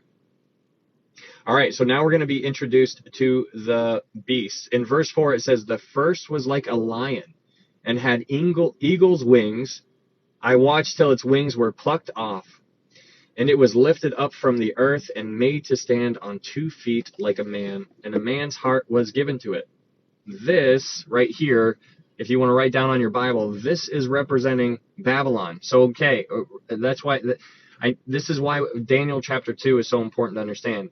Because in Daniel chapter 2, remember, you have Babylon, you have the Persian Empire, you have the Greece Empire, and then you have the Roman Empire. Okay, those are the four empires in history that were going to come into power. Okay, so that's what's going on here in chapter 7. This first beast is representing the Babylon Empire. So that's what it's talking about. This is talking about King Nebuchadnezzar here in chapter 4 in Babylonian Empire. Verse 5, it goes on and says, and suddenly another beast, a second, like a bear. It was raised up on one side and had 3 ribs in its mouth between its teeth. And they said thus to it, arise, devour much flesh. So this, if you're paying attention to Daniel chapter 2 and you know that the first beast is Babylon, you already know right away that this beast is the Persian Empire. Okay, so it's important to understand. You need to understand Daniel chapter 2 because it goes hand in hand with Daniel chapter 7 on so many different levels. But here, this beast has, it says it has 3 ribs in its mouth. Okay, so if you study the Persian Empire, people theorize, now take this as a grain of salt, but people theorize that the 3 ribs are representing 3 major battles that happened during the Persian Empire, their rule. So it could be emblematic of those things. People kind of are divided on that. It's not too important in this case, but it is something just to throw in the back of your mind. But anyways, this second beast is representing the Persian Empire. But then we move on to verse 6, and it says, after this I looked, and there was another, like a leopard, which had on its back 4 wings of a bird. The beast also had 4 heads, and dominion was given to it. Okay, so you're introduced to the first beast. The first beast is Babylon. The second one is Persian Empire. And then this one is like a leopard, and this is representing the Greek Empire, Alexander the Great. He's going to come into play in a big way here in chapter 8, but this is where we are introduced to him. Now remember, just so you can gain perspective from what we're talking about here, remember the book of Daniel started out with Daniel being brought into captivity, and King Nebuchadnezzar was the king at the time. After King Nebuchadnezzar died, his grandson came to be king, still a Babylonian Empire, Belshazzar, right? But then Belshazzar gets killed by the Persian Empire. So now the Persian Empire is in charge, okay? And so that is important to understand, because now once the Persian Empire, once their time runs out, then the Greek Empire comes up, and now they're in charge. And then after the Greek Empire expires, the Roman Empire shows up. So that's what we're seeing here. That's the idea. Hopefully you guys can visualize this. If you guys can visualize it, it's going to help you out in a big way. But at the end of verse 6, it says, the beast also had 4 heads. Now that's interesting. Those 4 heads are going to come into play. They are representing 4 generals of Alexander the Great's army. We will talk about that a lot more in the next chapter, but that's what those 4 heads are representing. We're going to come back to it, but I'll just tell you what it's representing there. Those 4 heads are representing the 4 generals within Alexander the Great's army. So as you can see, if you didn't understand it before when I tried to unpack the statue in chapter 2, hopefully now you can see it a little bit better. Like there's 200 years here where Babylon is in charge. Then there's 200 years after Babylon where the Persian Empire, and then 200 years where the Greek Empire, and then 200 years where the Roman Empire. You know, I'm paraphrasing there on the years. It wasn't 200 exactly, but you get the gist. It's a forecast of what was going to come into the future. So now we're seeing it again. This is a vision that Daniel is having, but then we get to this interesting verse in verse 7. And in verse 7, it says, after this I saw in the night visions, and behold, a 4th beast, dreadful and terrible, exceedingly strong. It had huge iron teeth. It was devouring, breaking in pieces, and trampling the residue with its feet. It was different from all the beasts that were before it, and it had 10 horns. These 10 horns are so important to really wrap your mind around, and it's difficult to do, so I'm just going to give you that disclaimer. But we're going to talk about this for a minute. But if you go back and you look at the beasts before, you have a beast that was like a lion, then you have a beast that was like a bear, then you have a beast that was like a leopard, but now this 4th beast, he doesn't say it's like a cat, he doesn't say it's like a dog, he doesn't say it's like an animal at all. He just said it is dreadful and terrible and exceedingly strong. Now that is very interesting. This beast is representing the Roman Empire, and if you knew, like in Daniel chapter 2, that statue, you already knew that this was going to be the Roman Empire, but here we see it. Now I need you to understand that Daniel doesn't know how to describe this Roman Empire, because this is futuristic from when Daniel is alive. Daniel was alive during King Nebuchadnezzar's time, the Babylonian Empire, and now he's alive during the Persian Empire. So he goes from the Babylon Empire into the Persian Empire because now Cyrus is in charge, or King Darius. Now those guys are in charge, but Daniel is still consistent, right? Like Daniel's still hanging out. He's like, I don't care who's in charge. I'm going to do what I do anyways. And so that's what's going on. But he sees this dream for himself, and he sees a beast, and he doesn't know how to explain it because he's never seen anything like it before. And the only way that I can make you guys understand is that if you go back 1,000 years ago and you try to explain to somebody back 1,000 years ago what an airplane is, you would have to describe it, and you'd be like, oh, it's like a bird. It's metal. It holds people, and it moves them from point A to point B. You would do it something like that, right? But the people that are hearing that word from you would have no idea what you're talking about. They're just like, what in the world are you talking about? So that's what Daniel is describing here in verse 7. This beast, it wasn't like an animal. He just says it's dreadful and terrible, exceedingly strong. It had huge iron teeth. It was devouring, breaking in pieces, and trampling with the residue with its feet. It was different from all the beasts that were before it, and it had 10 horns. What are the 10 horns? We're going to unpack that here. But it's interesting that is what he talked about, as far as that's how he described it, because he didn't know how else to describe it.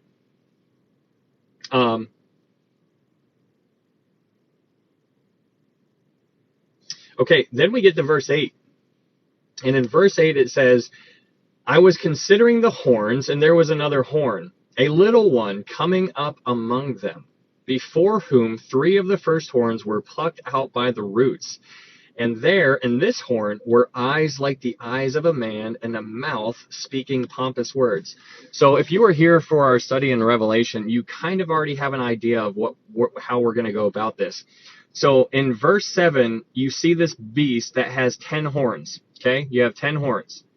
And then in verse 8, it says, I was considering the horns, and there was another horn, a little one coming up. So you have 10 plus 1. So you have 10 plus 1, so that's 11 horns. So I need you to understand that, because in order to understand Revelation chapter 17, you need to understand what this is talking about, because Revelation 17 and Daniel 7 tie together so perfectly. You cannot understand this unless you understand that, and you can't understand Revelation 17 unless you understand this. So you have 10 horns, and this beast, the Roman Empire, is going to have 10 horns. Then there's going to be a little one that comes up among them. So I need you to understand it. It's not just a total of 10 horns. There's 10 plus 1. But in verse 8, it says, I was considering the horns, and there was another horn, a little one, coming up among them, before whom 3 of the first horns were plucked out by the roots. Okay, so you have 10 horns. 3 of them are taken away. So now you have 7. But then a little one comes up. So now you have a total of 8. Okay. So hopefully this all makes sense. But in Revelation 17, there's a lot of weird language, and it's difficult to really talk about. But let's go to Revelation chapter 17 real fast, because we'll just go to Revelation 17. We'll talk about it just for a quick second, and go to Revelation chapter 17,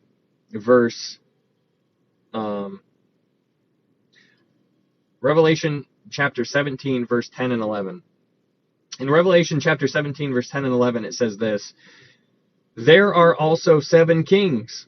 There's those 7. Remember, 7 horns, you have 7 kings. It says 5 have fallen, 1 is, and the other has not yet come. And when he comes, he must continue a short time. But let's focus on verse 11. The beast that was and is not is himself also the 8th, and is of the 7. Okay, so that is what I want to focus on here, because in order to understand Revelation 17, verse 11, you need to understand what we're talking about in Daniel chapter 7. So in Revelation chapter 17, 11, it says the beast that was and is not is himself also the 8th. Okay, so in Daniel chapter 7, you have the 10 horns. The 10 horns are 10 kings, by the way. So I want you to picture 10 kings. 3 of them in Daniel 7 are plucked out. So I want you to grab those 3 and throw them away. So you have 10 minus 3. Now you're down to 7. But then it says then 1 shows up. That's the little horn. So in in Revelation 17, verse 11, where it says the beast that was and is not is himself also the 8th, the little horn, and is of the 7. So there was 7, but he's the 8th. So that is what it's referring to here. Hopefully you guys are understanding that. If you weren't here for Revelation, that's probably going to be really confusing, and that's okay, but you can go back and review all that. But that is what this is talking about here in Daniel chapter 7, verse 8. So now I am back in Daniel chapter 7, verse 8, and we're going to go through it one more time. Hopefully this is making some kind of sense. If you did not go through Revelation, this is going to be tough to understand, and vice versa. But in Daniel chapter 7, verse 8, it says, I was considering the horns, and there was another horn. So you have 10 plus 1, a little horn coming up among them, before whom 3 were plucked away and thrown away. And there in this horn were eyes like the eyes of a man, and a mouth speaking pompous words. So if you would like to, you can put parentheses around, or just kind of brackets around the words pompous words, because you're going to see that it's going to be a theme throughout the rest of this chapter. Pompous words, pompous words, pompous words, pompous words. So it's important to understand who is this little horn. This little horn, now, first off, there are 2 little horns that are mentioned. There's one in Daniel chapter 7, and there's one mentioned in Daniel chapter 8. The one in Daniel chapter 8 is different than the one in Daniel chapter 7. The one in Daniel chapter 7 is talking about the Antichrist. The little horn, is the Antichrist. He has many different names. There's like around 50 different names that he has. But this guy is the Antichrist. Whoever he is referred to as the little horn. A lot of people call him the Antichrist just because that's what we've settled on as a nation. But he's the man of sin, the lawless one, the son of perdition, the prince that is to come. All of these type of titles all summarize the Antichrist. And so that is what's going on in Daniel chapter 8. So you have 10 kings, 3 are taken away. They're taken out probably because they didn't go along with the program. So you have 10 kings, 3 are removed, then a little one pops up. And that little guy is different than all the other ones. Also, it's important to understand that the reason that this is, it's talked about as horns, like 10 horns, back in their time, horns was a show of power and a authoritative kind of representation. So whenever you see a horn, don't look at it like that's weird. Back then, to these people back then, horn showed strength. It showed power. It showed authority. So that's what it's referring to. And then we're going to learn, if you go to Daniel chapter 7, verse 24, just to clear things up for you guys. In Daniel 7, verse 24, it says, the 10 horns are 10 kings. So if that helps you remember, whenever you see 10 horns, just think 10 kings. They're just 10 dudes hanging out there. You eliminate 3 of them, throw those guys away, and then another one shows up in between them, and he himself is the 8th. That goes back to Revelation chapter 17, verse 11. All right, so now we are going to move on, but before we do, I think it's important to understand the difference of the Roman Empire in so you have the Babylonian Empire, you have the Persian Empire, and you have the Greece Empire. But then you have this 4th beast that is dreadful and exceedingly terrifying, and that's the Roman Empire. So the Roman Empire is different than the other 3, because if you look at the other 3, the Babylonian, the Persian, and the Greek Empire, if you look at those empires, what those 3 empires did, when they conquered somebody, they would take their people and they would almost assimilate some of those people into their world. Like, look at what Babylon did to Jerusalem. When they defeated Jerusalem, they took some of their people back with them and learned their culture. And there were Jewish people in the Babylonian world that were high-ranking people. I mean, look at Daniel. Daniel was a Jew. He was not a Babylonian. So Daniel rose through the ranks in the Babylonian Empire. So that's what the Babylonians did. Same thing with the Persian Empire. Look at what Daniel did in the Persian Empire. The King Darius threw him into the lion's den. He didn't want to do it. That was his friend. So he accepted him as a Jew. Daniel was high-ranking in the Persian Empire. Same thing with the Greek Empire. But the Romans, they didn't do that. They laid to waste everything. So if you do some history on the Roman Empire, you would learn that soldiers, you know how in our world today you can go into the army or the U.S. whatever kind of military, and you can sign up for, I think the minimum that you can sign up is like 4 years maybe. I think the Marines do 4. Army does 5. National Guard does, I don't know what they do. Coast Guard, well, they don't count. I'm just messing Coast Guard. But you get my point, is that you can sign up to do like 4 or 5 years, right? So in the Roman Empire, they had contracts to be with the Roman Empire, with the army, for 25 years. That was their contract. LOL, Coast Guard.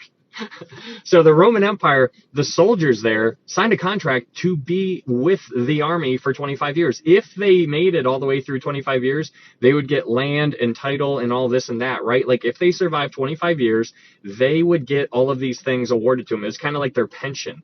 But what you see, what I need you to understand is that when a Roman Empire would approach, the people that were like behind the walls would be terrified, because they understood that the Roman Empire would just set up camp and would build a trench around the city and just hang out there, and they would be willing to live there for 25 years.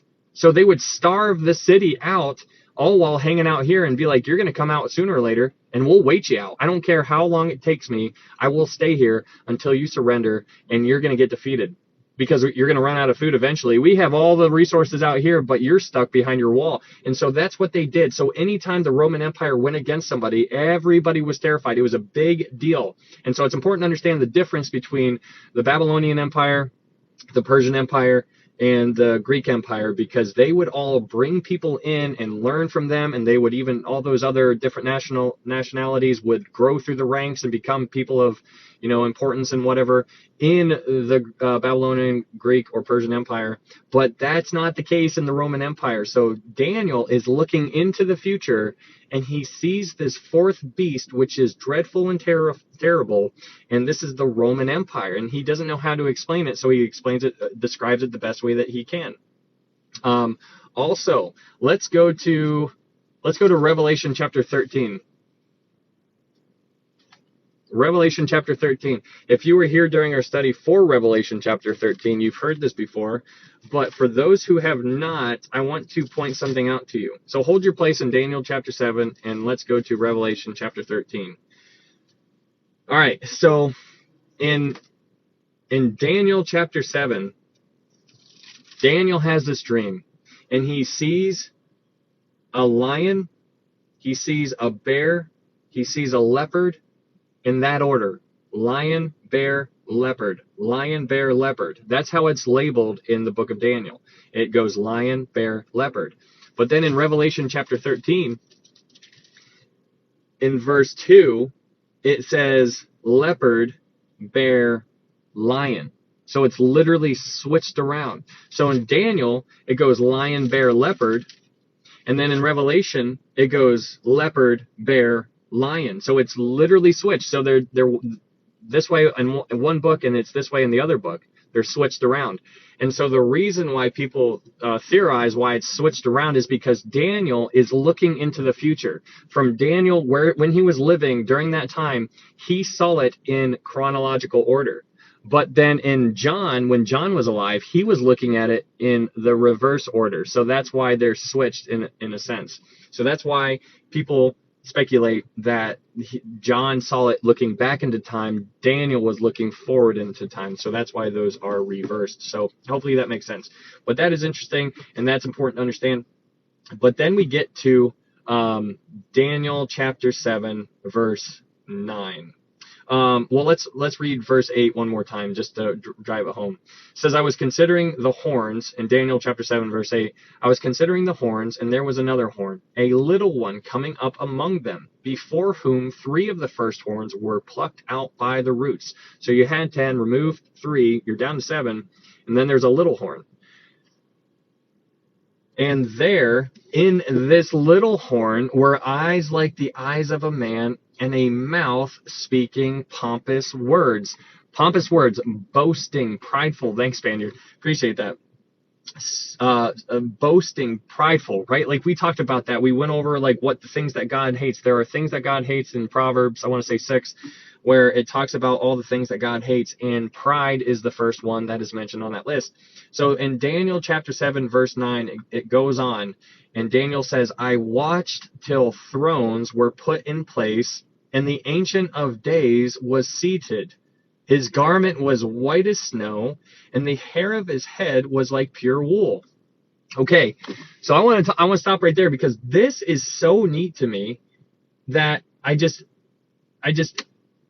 blown away by it. So I don't know if I said this before when we went through the book of Revelation, but I want to ask you guys, does anybody have any thoughts on what it says in verse 9, where it says, I watched till thrones were put in place? What do you guys think about that? What do you think about the thrones?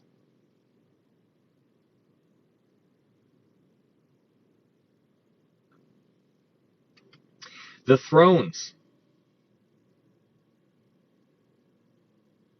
All right, so those thrones, I don't know if what you guys are thinking or if you're thinking or anything, but the thrones that he's seeing here in verse 9, it says, I watched till the thrones were put in place. Nations, governments, good guesses. Okay, so the thrones, so let's go to Revelation chapter 4, because this is pretty neat. Revelation chapter 4, verse 4. It says, around the throne were 24 thrones, and on the thrones I saw the 24 elders sitting, clothed in white robes, and they had crowns of gold on their heads. And so this, in my opinion, is talking about the 24 thrones that we just read about here in the book of Revelation. And I want you to understand that the reason why Daniel is explaining it the way he did is because he did not understand anything about the church. He has no idea about what a church is. A church to Daniel never existed. It's never going to exist. He has no idea. It was a complete mystery. And so right here in Revelation chapter 4, verse 4, you see these 24 thrones. Well, who are the 24 elders sitting on the 24 thrones? Well, go to Revelation chapter 5, verse 9. Revelation chapter 5, verse 9, it says this, and they sang a new song, saying, you are worthy to take the scroll and to open its seals, for you were slain and have redeemed us to God by your blood, out of every tribe and tongue and people and nation, and have made us kings and priests to our God. If you were here at all for the book of Revelation, you know that there are only 3 people who are kings and priests. There's a whole bunch of kings, there's a whole bunch of priests, but there's only 3 people who are kings and priests. The first one is a guy named Melchizedek. You are introduced to him in Genesis, Psalms, Hebrews. And then the second one is Jesus Christ. He's a king and priest. The third one is the church. That is you and I. These 24 elders are you and I. And so that's what I need you to understand. You can learn about the kings and priests in 1 Peter chapter 2, because Peter talks about the church being a royal priesthood. But going back to Daniel chapter 7, verse 9, it says, I watched till thrones were put in place. That's interesting. He has no idea what he's describing here. So let's go to Ephesians chapter 3 real fast.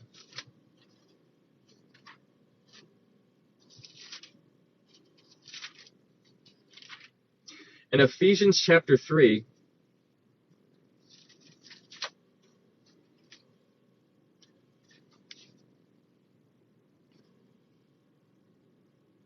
Ephesians chapter 3, verse 5.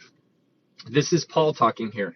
Ephesians chapter 3, verse 5. It says, which in other ages was not made known to the sons of men, as it has now been revealed by the Spirit to his holy apostles and prophets. Wait a second. What has been revealed? Well, go to verse 9. Ephesians 3, verse 9. It says this, and to make all see what is the fellowship of the mystery, which from the beginning of the ages has been hidden in God, who created all things through Jesus Christ. This, what he's talking about here, if you read it, is he is revealing the church. And thanks, Mark. He is revealing the church. The greatest thing, one of the greatest honors that Paul had was the ability to reveal that mystery to everybody. There are so many people who had no idea. There's different mysteries throughout the Bible, right? There's all kinds of mysteries, but the church was a mystery, and Paul is revealing that mystery in Ephesians chapter 3. He's revealing the church, the mystery of the church. So now, with that in mind, go back to Daniel chapter 7, verse 9. In Daniel chapter 7, verse 9, it says, I watched till thrones were put in place. Thrones. Go to Revelation chapter 4. You're introduced to those thrones. There's 24 of them. Who are sitting on them? Well, they're the 24 elders. Well, who are the 24 elders? They're nowhere else in the Bible. But here, you see Daniel getting insight on those 24 thrones. He just doesn't know what he's talking about because he doesn't understand it. He sees these people. He doesn't know what a church is. The church wasn't invented yet. The church comes after Jesus ascends up into heaven. And so Daniel, in this vision, is only getting certain glimpses on, and he can't even understand it. He doesn't even know how to describe the Roman Empire, but he sees the thrones here in verse 9. He says, I watched till thrones were put in place, and the Ancient of Days was seated. Now tell me that he is not talking about the exact same thing that John was talking about in Revelation chapter 4 and 5. Because John described being in the throne room of God, and he sees one like the Son of Man. He's sitting in the throne, and then there's 24 elders sitting around that throne. I hope you guys are getting this, because this is so neat to me, because Daniel sees the 24 elders. He sees these thrones. John describes them the exact same way, but Daniel has no idea what he's seeing. John knew what the church was. He was the founder of the church. Do you guys understand what I'm saying? It is so neat. It is so neat. Hopefully you guys do. But the church was a mystery. I need you to understand it. To Daniel, he didn't know what a church was. There was no church. This was not a thing. So that's what's going on in verse 9. But we'll read Daniel 7 verse 9. It says, I watched till thrones were put in place, and then the Ancient of Days was seated. His garment was white as snow, and the hair of his head was like pure wool. His throne was a fiery flame, its wheels a burning fire. Now you can get all kind of into that, like go into Ezekiel and all the other books and like unpack all of this kind of stuff if you want to. But we're not going to do that right now. But you can do that for your own study if you would like. But moving on to verse 10, it says, a fiery stream issued and came forth from before him. 1,000 thousands ministered to him. 10,000 times 10,000 stood before him. The court was seated, and the books were opened. Man, I mean, I hope you guys are seeing, if you were here for the book of Revelation, I hope you're seeing how much this parallels the book of Revelation, because what Daniel is seeing it is from a completely different light than what John was seeing it, but they're both apocalyptic books. And it's important to understand that they both have insight, and they're both called beloved. Daniel is called beloved by Gabriel, and John is called beloved in the book of John, the Gospel of John. So it's important to understand that. But you can just see this entire picture, and you can put one story up right next to the other, and they are like an exact match almost. It's really, really neat. So that is pretty cool to see. But here we go in verse 11. It says, I watched, then because of the sound of the pompous words which the horn was speaking. I watched till the beast was slain, and its body destroyed and given to the burning flame. Again, you're seeing pompous words, right? Like that just came into play in verse 8. At the end of verse 8, pompous words. There's somebody speaking pompous words, pompous words, pompous words. This stuff, you're seeing a theme. You're going to see it again here in a little bit too. But he says in verse 11, I watched then because of the sound of the pompous words, which the horn, the little horn. Now remember, that horn is the Antichrist. So let's read verse 11 again. Keep the Antichrist in mind, because that's who it's referring to. Verse 11, I watched then because of the sound of the pompous words which the Antichrist was speaking. I watched till the beast was slain, and its body destroyed and given to the burning flame. Okay, let's unpack that for a second, because if you were here for the book of Revelation, you know what we talked about there. But in the book of Revelation, there are two beasts that come up from the bottomless pit. There are two beasts. They're a duet. You have the first beast, which is the Antichrist. You have the second beast, which is the false prophet, and they are a duet. It's not just one. A lot of people think it's just one. The first one is the Antichrist. The second one is the false prophet. The whole point of the false prophet is to get everybody to look. If I'm the false prophet, I'm going to be like, look at that guy. He's God. We need to worship him. So that's the whole point of the false prophet. He is to tell everybody to worship the Antichrist. That's the whole role there. But in Daniel chapter 7, verse 11, it says, I watched till the beast was slain and its body destroyed and given to the burning flame. If you remember in Revelation, who were the very first two people thrown into the lake of fire? Who's the first two? Who is the first two people thrown into the lake of fire?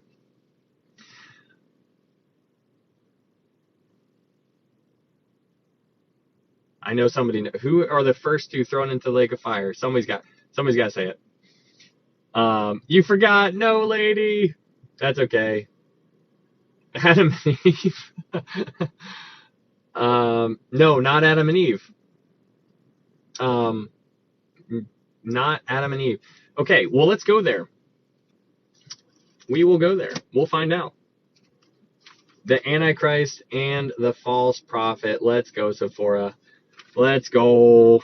All right. That is right. All right, go to Revelation chapter 20. Oh, I'm sorry. Go to Revelation 19, verse 20. Revelation chapter 19, verse 20. Revelation 19, verse 20, it says this, "Then the beast was captured, and with him the false prophet who worked signs in his presence, by which he deceived those who received the mark of the beast and those who worshipped his image. These two were cast alive into the lake of fire burning with brimstone." Wow. Okay, so now go back to Daniel chapter 7, verse 11, and we're going to read it again with that in mind. Daniel chapter 7, verse 11, "I watched then because of the sound of the pompous words which the horn, or Antichrist, was speaking. I watched till the beast was slain, and its body destroyed and given to the burning flame." That is crazy. So you have the beast and the false prophet being the first who are cast into the lake of fire, and now Daniel's talking about it too. Now, technically, Daniel talked about it first, but Daniel is seeing all this kind of stuff happening. Yeah, I love studying eschatology too. It's amazing. But that is what is going on. That's what he is seeing. Pompous words. Again, you're seeing pompous, little horn every time. You're seeing this little horn in chapter 7. This little horn is going to be the Antichrist. But we're going to move on. Daniel chapter 7, verse 12. It says, "As for the rest of the beasts, they had their dominion taken away, yet their lives were prolonged for a season and a time." Verse 13, "I was watching in the night visions, and behold, one like the Son of Man, coming with the clouds of heaven. He came to the Ancient of Days, and they brought him near before him." Now, this is really interesting to me because, I don't know everything. I'm never going to say I know everything. But this really is interesting because as we go along in this book, you will see one like the Son of Man. His hair on his head was like pure wool. There's a lot of like a bear, like a lion, like a leopard. Like, it's not actually a bear or a lion or a leopard. It's like a bear. But here in verse 13, Daniel says, "I was watching in the night visions, and behold, one like the Son of Man." Now, it's important to understand that Jesus was not born yet. He was not yet localized in a human body. And it's really interesting because my mind just gets pulled in all kinds of different ways trying to wrap my brain around this because I can't do it. But you have God the Father, you have God the Son, you have God the Holy Spirit. The Son of Man is a title directly used of Jesus Christ. But here it says, "I was watching in the night visions, and behold, one like the Son of Man." Now, mind you, Daniel hasn't seen Jesus before. He sees one like the Son of Man. This is talking about Jesus, but this is Jesus before he was localized in a human body. So right now, Jesus is still in that human body. Like, when we get to heaven, we're going to see his scars. We're going to go, his face is going to be scarred. He was marred. His visage was beyond any other man. He was unrecognizable what he went through, and he still is going to be like that. But right here, it's unbelievable because Daniel is seeing him before he was localized in a human body because he has not yet been born yet. And my mind is just running around trying to wrap my mind around this concept that Daniel is seeing him before he localized himself and he in a human body. And I just, it's unbelievable trying to see. But Daniel's seeing, and it says, "Behold, one like the Son of Man, coming with the clouds of heaven. He came to the Ancient of Days." Now that's interesting because now he's saying the one like the Son of Man, coming with the clouds of heaven, and then the Son of Man came to the Ancient of Days. So you have two different parties here. You have the Son of Man going to the Ancient of Days. And if you are here for the book of Revelation, and if your mind doesn't immediately go to Revelation chapter 5, I'm gonna just slap you. But go to Revelation chapter 5, because if you thought Revelation chapter 5, then high five, let's go. But let's go to Revelation chapter 5. Revelation chapter 5, verse 1. It says, "And I saw in the right hand of him who sat on the throne a scroll written inside and on the back, sealed with 7 seals. So you're seeing somebody, God the Father, sitting on the throne. I'll read chapter 5, verse 1 again. And I saw in the right hand of him who sat on the throne a scroll written inside and on the back, sealed with 7 seals. Then I saw a strong angel proclaiming with a loud voice, "Who is worthy to open the scroll and to loose its seals?" And no one in heaven or on the earth or under the earth was able to open the scroll or to look at it. So I wept much because no one was found worthy to open and read the scroll or to look at it. But one of the elders said to me, "Do not weep. Behold, the Lion of the tribe of Judah, the Root of David, has prevailed to open the scroll and to loose its seals." And I looked, and behold, in the midst of the throne and of the 4 living creatures, and in the midst of the elders, stood a lamb as though it had been slain, having 7 horns and 7 eyes, which are the 7 spirits of God sent out into all the earth. Then he came and took the scroll out of the right hand of him who sat on the throne. You are seeing a picture of God the Son going up to God the Father and taking that scroll. Can you guys hear me?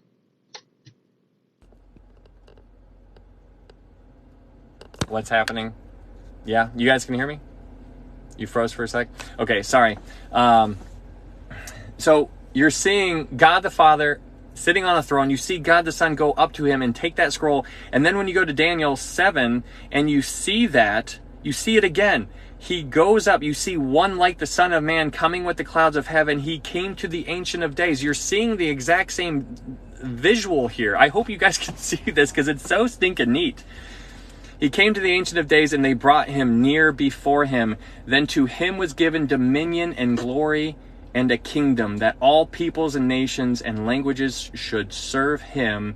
His dominion is an everlasting dominion, which shall not pass away, and his kingdom, the one which shall not be destroyed.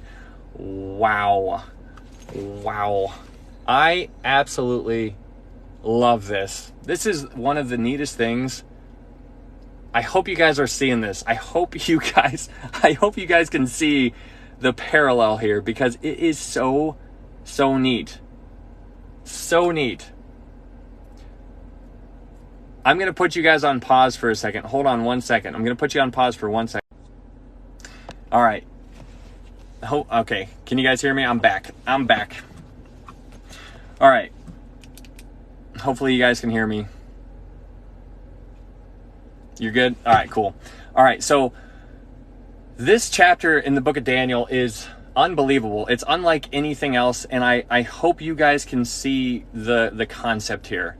The picture is beautiful. The picture, Daniel, now mind you, Daniel wrote this before John was even born, before Jesus was even born, and then they both have the exact same, almost same visions, but in a different perspective, and they both write down what they see, and they both match up so perfectly, and they're both seeing the exact same thing, and they see the thrones, as Daniel describes them as thrones, John describes them as 24 thrones. You see the Son of Man, you see one like a lamb, you see the Ancient of Days, you see the Father. It just matches up so perfectly, and it is so cool to see. I'm telling you what, it gets me all kind of pumped up. I just talk about this all day. But it's important to understand that Daniel had no idea what the church was, and he's just describing it as much as he can. He's describing things he has no idea what he's saying. John had the option to look back and to understand things that Daniel had no idea what he was understanding. So it's important to understand what they could understand at the time and what they did not understand at the time. So that's perspective. But then we will. It's also really interesting in verse 13 or in verse 14. I'm going to read Daniel chapter 7, verse 14. It says, "Then to him was given dominion and glory and a kingdom, that all peoples, nations, and languages should serve him. His dominion is an everlasting dominion which shall not pass away, and his kingdom the one which shall not be destroyed." What I want you to understand here is that, do you guys remember when Jesus walked through the wilderness and he was tempted by Satan. Satan took him up and basically was tempting him on every single level possible. But what Satan ended up doing was Satan tempted Jesus when Jesus was arguably at his most vulnerable, because he didn't have food, he didn't have water, he was walking in the hot sun, he was doing all this kind of stuff, and Satan was on him as much as he possibly could be. But what I find interesting is that Satan offered Jesus all the kingdoms of the earth. And I want you guys to think about this. Satan offered Jesus all the kingdoms of the earth. But in verse 14 here, in Daniel chapter 7, verse 14, you're seeing that to him was given dominion and glory in a kingdom that all peoples, nations, and languages should serve him. But what I want you to understand is that when Satan was attacking and tempting Jesus, Satan was offering those kingdoms of the earth because it was Satan's to give. Because I need you to understand, if Satan didn't have the power to give those things to Jesus, then it wouldn't have been a temptation. But you never see Jesus saying, those aren't yours to begin with, because Satan is the god of this world. I need you to understand that Satan had the power to give these things to Jesus. And you need to understand that it wasn't just an empty threat. It wasn't an empty promise or anything like that, because Jesus would have known that it was an empty promise. But it's just interesting to see that he was tempting him with all the kingdoms and the nations on the earth, and he had the power to do it. So I need you to understand the power that Satan has. It's not just a little itty bitty. Thanks Kathleen, I appreciate that. It's not like he's the god of this world. But here you're seeing Jesus is given dominion and glory and a kingdom. Thanks, David. He's given a dominion and glory and kingdom that all peoples, nations, and languages should serve him. And again, in verse 14, it says, his dominion is an everlasting dominion. If you were here at all for the book of Daniel, or at least the recap, you see dominion is an everlasting dominion. Time and time again, that is a theme.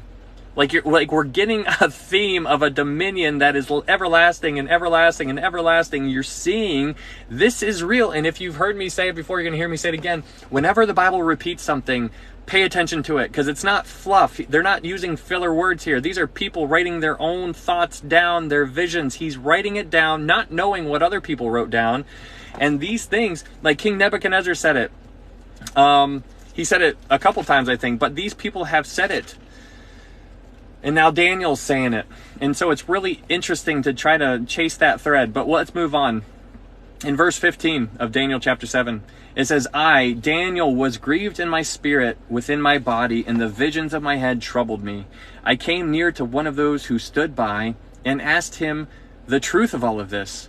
So he told me and made known to me the interpretation of these things. Okay, so now we're going to pick back up on some of the things that we covered already. But now the idea here is that Daniel goes up to somebody who's standing nearby. I like to think, thanks David, I like to think that this is probably, since he's seeing the future here, I like to think that this is another elder. Okay, so go back to Daniel chapter 5. Or I'm sorry, go to Revelation chapter 5 again. Revelation chapter 5. Go to Revelation chapter 5, verse 5. It says this. In Revelation chapter 5, verse 5, it says, but one of the elders said to me, do not weep. So in Revelation chapter 5, verse 5, you have John up in this vision. And John is crying his eyes out, but an elder comes up to him and says, don't cry. We already established that this elder is one of the church guys. It's one of us. It's you and I are the bride. If you're a child of God right now, if the rapture occurs, boom, we are out of here and we are in heaven before the seals are broken. And so when it says in Revelation chapter 5, verse 5, where it says, but one of the elders said to me, do not weep. One of the elders, it could have been you. That is amazing. It could have been me. I could have been going up to John and be like, hey, don't weep. This is futuristic. These are visions of things that are going to happen, that happen in the future. These haven't happened yet. So now go back to Daniel 7, verse 16, and it says, I came to one of those who stood by. That's interesting. Like, Daniel has no idea what the church is, right? Like, Daniel doesn't know what the church is. He talked about the thrones already. You already see how the thrones work in Daniel chapter 4, because there's 24 elders sitting on 24 thrones. And now you're seeing him go up to somebody, one of those people standing by. One of those people that were standing by could have possibly been an elder. It could have been you. So Daniel might have come up to you. John might have come up to me. Like, what? That's crazy. So those things are really, really neat to see it when you see it through that lens. But anyways, going on. It says, so he told me and made known to me the interpretation of these things. In Daniel 7 verse 17, it says, those great beasts which are four kings which arise out of the earth. It's interesting because it says rise out of the earth. Go back to Daniel chapter 7.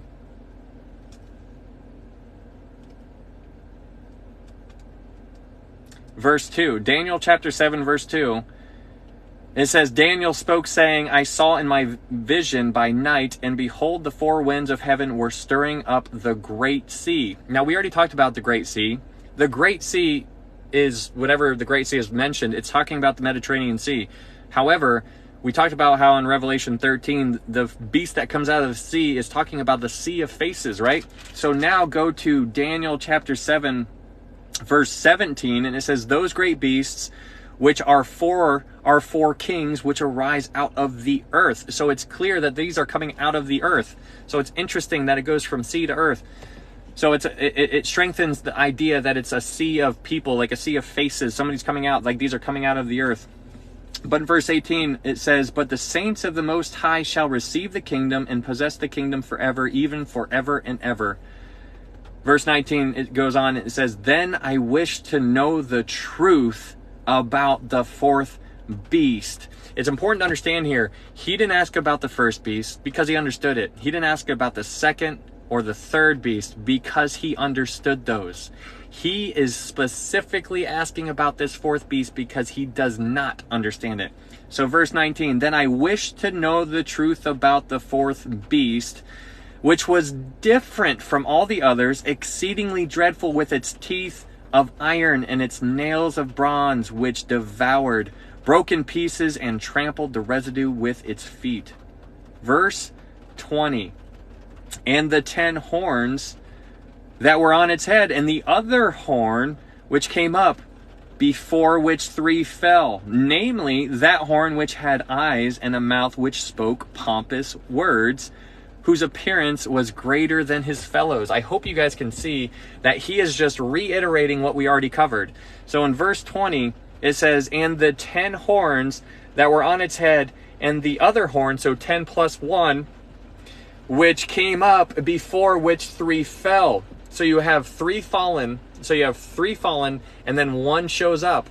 And he goes on to say, that one that rose, whose appearance was greater than his fellows. So these horns, remember, horns represents power, authority. These horns are popping up. 3 of them fall down. So now you have 7. Then 1 of them rises up, and that little horn is different, whose appearance was greater than his fellows. Those 10 kings are talked about in Revelation chapter 17. They do not currently have power. A lot of people think that they are the BRICS nations. Like, hey, what do you think about Brazil, Russia, India, China, and South Africa, like the BRICS nations? And they just added 5 more to them, but it was really 6, so there was 11. So it's interesting. Those guys are not the 10 horns or the 10 kings that the Bible is referring to, because the Bible says that they do not have power yet. They don't get their power until the Antichrist comes into play. So it's important to understand that. But you're seeing the word pompous words used time and time again. We are getting, remember, whenever you see the same phrase be used over and over again, pay attention to it. Pay attention to it. This Antichrist is going to be so about himself, it's unbelievable. He is gonna be all about me, pride, right? So if you go to Isaiah 14 and Ezekiel 28, you will get a great insight on Satan or Lucifer. Oh, Lucifer, oh Lucifer. Anyways, that's, if you want to learn some stuff about him, you can do that. But moving on, in verse 21, it says, I was watching, and the same horn was making war against the saints and prevailing against them. This is really, really, really important to understand why I believe in a pre-tribulation rapture. Okay, so like there's people out there who believe in a mid-trib, there's people who believe in a post-trib. I believe in a pre-tribulation rapture. And understanding who the 24 elders are in the book of Revelation and the kings and priests, that is the biggest argument I can make when it comes to explaining a pre-tribulation rapture point of view.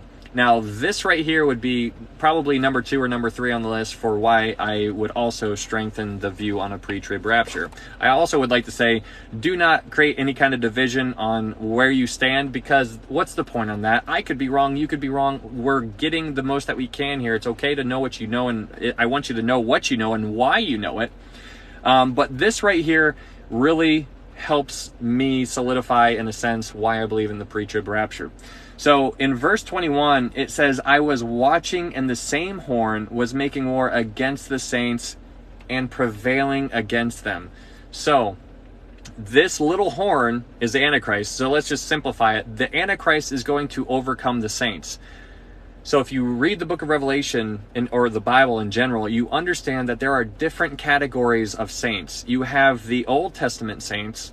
You have the church. That's you and I. We are the bride of Christ. So you have the Old Testament saints. You have the church. You have the tribulation saints, the ones that get killed during the tribulation. And then you have the tribulation saints that make it through the tribulation, because not all the saints will be killed during the tribulation, but a lot of them will be. So in verse 21, where it says the Antichrist is going to prevail against the saints, it's not talking about the church. And so what I mean, so let's go to Matthew 16. Matthew 16 verse 18 real fast. Matthew 16 verse 18. This is important to understand.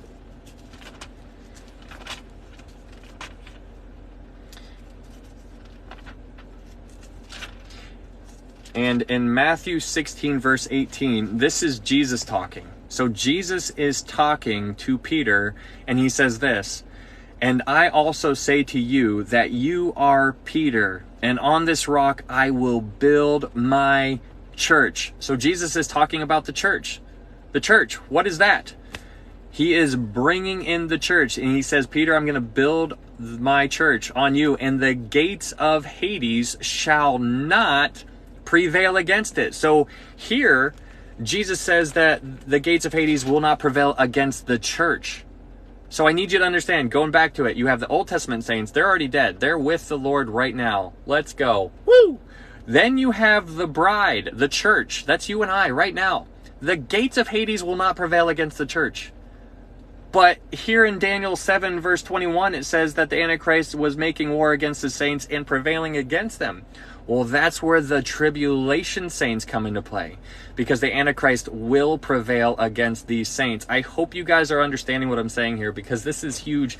This is very, very important to understand what's going on with the tribulation, pre-trib, post-trib, mid-trib. Why do you believe what you believe? This is why I believe what I believe. But the main thing to take away is, who are the 24 elders? What's going on with the thrones? And who are the kings and priests? That is the nail in the coffin, in this, for lack of a better terminology. Thank you for that, Brenda Lee. Appreciate that. But that is so stinking neat. So he will make war with the saints and overcome them, but that's the tribulation saints. He will not prevail against the church, and that is really cool. It's really neat when you see the Bible and you get stumped. You're like, you read a verse and you're like, man, what it says this. Well, do some research, and if you find the answer, you're going to be blown away. You're going to be like, wow, that's cool, and then it's going to be yours. You're going to own it. You're going to keep it, and you're going to be like, hey, can I tell you what I found? Like, that's what we should be doing, because this is exciting stuff, especially in the time that we're living right now. All right, so in verse 21, it says, I was watching, and the same horn was making war against the saints and prevailing against them, until the Ancient of Days came, and a judgment was made in favor of the saints of the Most High, and the time came for the saints to possess the kingdom. Let's go! So then moving on, So he's going to prevail against the saints until the Ancient of Days comes. Woo!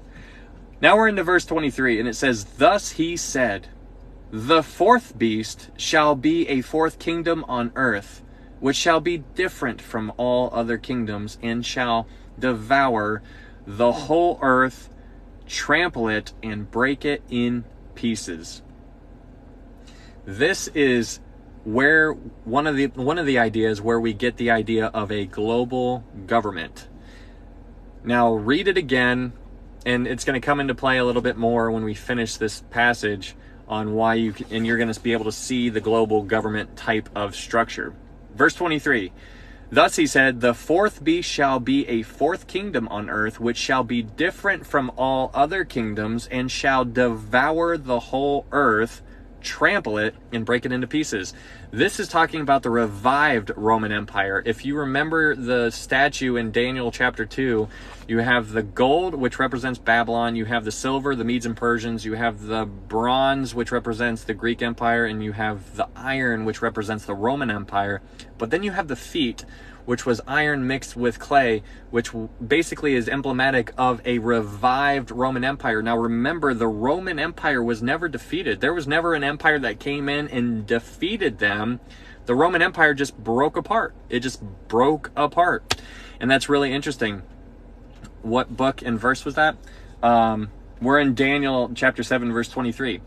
Daniel 7, verse 23. But, are you talking about the ceramic clay? That's in Daniel chapter 2. But, so you're seeing a global government type situation set up here. So in verse 23, and I'm going to continue on after verse 23, it says in verse 23, "The fourth beast shall be a fourth kingdom on earth, which shall be different from all other nations, and shall devour the whole earth, trample it, and break it into pieces." So you can see a global government there. But then it goes on to verse 24, and it says, "The 10 horns are 10 kings." So we already knew that. I told you that before. The 10 horns are 10 kings. 10 horns represents power and authority. So now you're seeing it for sure. The 10 horns are 10 kings. "Who shall arise from this kingdom? And another shall rise after them. He shall be different from the first ones, and shall subdue 3 kings." Again, you have 10 kings. 3 are defeated or plucked out and thrown away. So now you're down to 7, and then a little one pops up. The little horn rises, and he shall subdue 3 kings. Verse 25, "He shall speak pompous words against the Most High, shall persecute the saints of the Most High, and shall intend to change times and law." This is really interesting because remember, this is talking about a global government. Now, don't think for a fact, don't think that a global government is going to be a perfect world where it's perfectly peaceful. No, there's going to be sects all over the place that certain sects, sects, where they're going to be battles. There's going to be all kinds of stuff. People aren't going to want to fall in line and all this and that. But in verse 25, where it says, "and shall intend to change times and law," I find it very interesting that it says, "and shall intend to change times and law." Thank you for that, Jeff. Where it says times and law. Now understand that the word law is singular. Yeah, thank Courtney.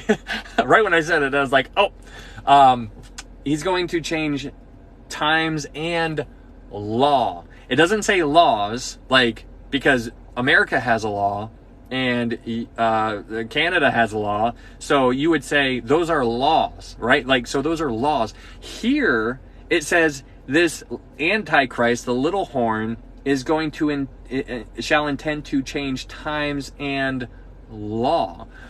Thank you. I appreciate that, man. He's going to change times and law. Which law? The way this is a singular, it's important to understand. If it would have said laws, I would have just kept it. I just find it very interesting that it says law, which is, again, it strengthens the idea that there is a law, right? Everybody, this is going to affect the whole world, and there will be a law, which allows you to see how you can see a global one world government. because they will have a law. It's very interesting. Anyways, continuing on in verse 25, it says, "Then the saints shall be given into his hand for a time and times and half a time." It's very interesting. If you read the book of Daniel and you read the book of Revelation, you will see that there are certain times that are used. You always see it repeating. It's time, half a time. You see 42 months, or you see 1260 days. Those are all a different way of saying 3.5 years. It all just means 3.5 years. So it's important to understand that time, times, and half a time, or 42 months, or 1260 days, which is those are the way that they measure time in this book and in Revelation. It is all a different way of saying 3.5 years. So these guys are going to be given into the hand of the Antichrist for 3.5 years. These saints are going to be taken over. He's going to prevail against the saints for 3.5 years. Verse 26, it says, "But the court shall be seated, and they shall take away his dominion to consume and destroy it forever. Then the kingdom and dominion, and the greatness of the whole kingdoms under the whole heaven, shall be given to the people, the saints of the Most High. His kingdom is an everlasting kingdom, and all dominions shall serve and obey him." This is the end of the account. As for me, Daniel, my thoughts greatly troubled me, and my countenance changed, but I kept the matter in my heart. Very, very neat.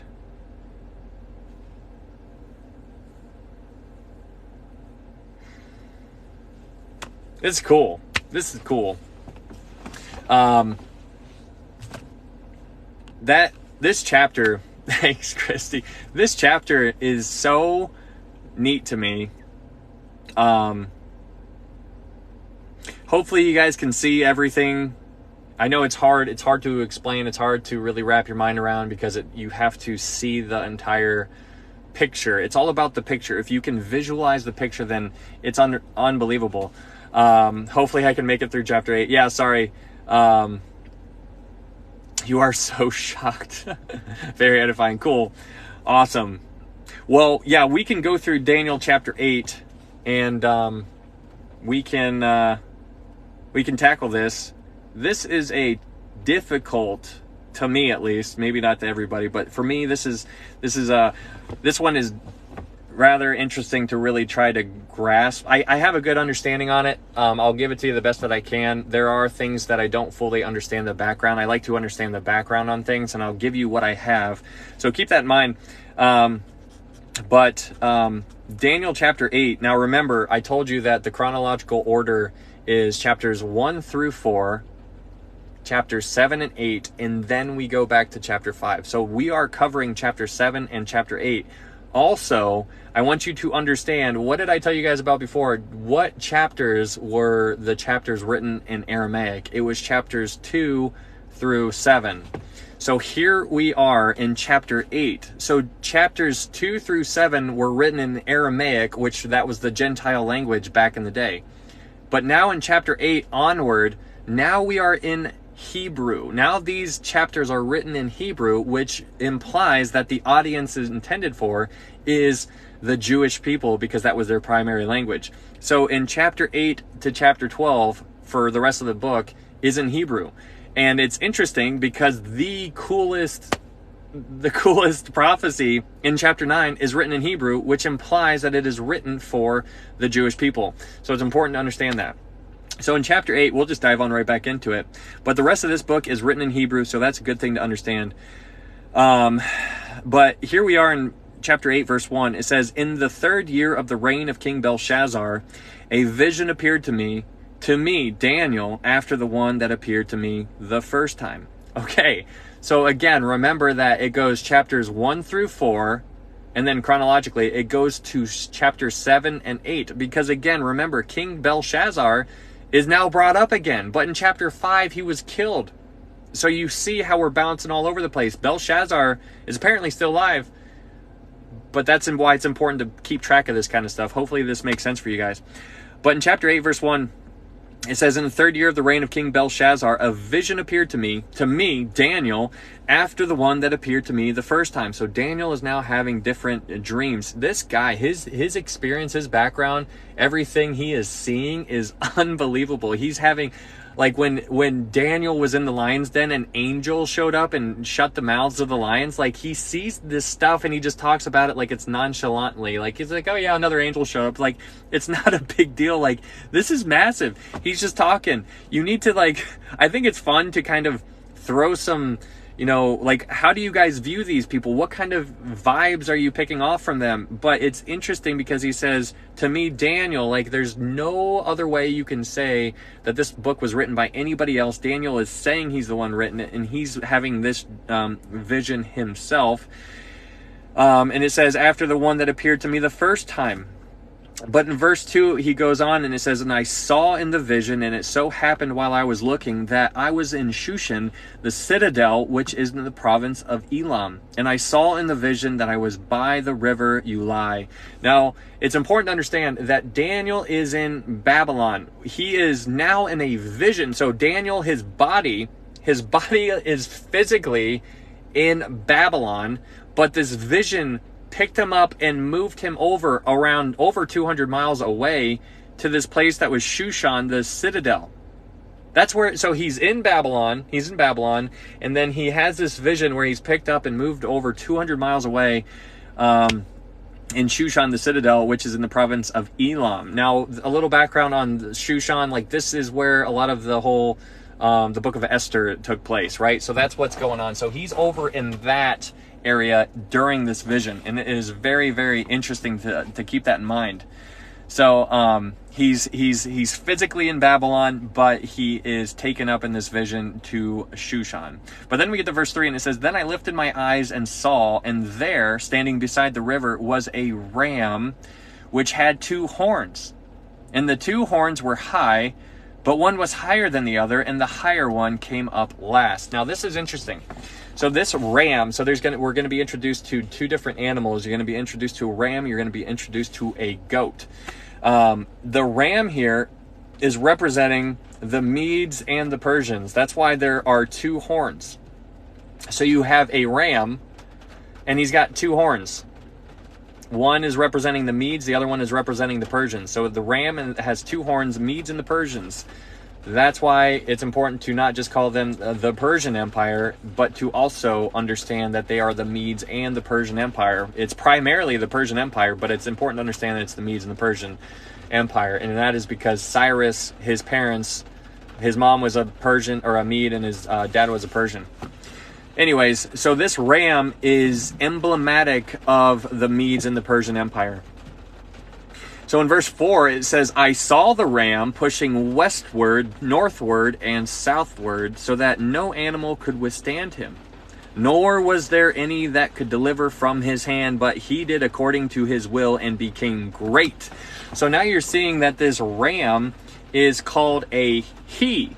So this ram has a hand. So obviously this is not an actual ram, because everything that it says that nor was there any that could deliver from his hand. So obviously this ram is not an actual ram. It's representing of Cyrus, the king of Persia. So when you see this ram, understand that it's talking about the Medes and the Persian, and the ram itself is talking about King Cyrus. Okay, so this ram here is King Cyrus, and he did whatever he wanted to. And he was a beast of a warrior. His empire was massive. But then we get to verse 5.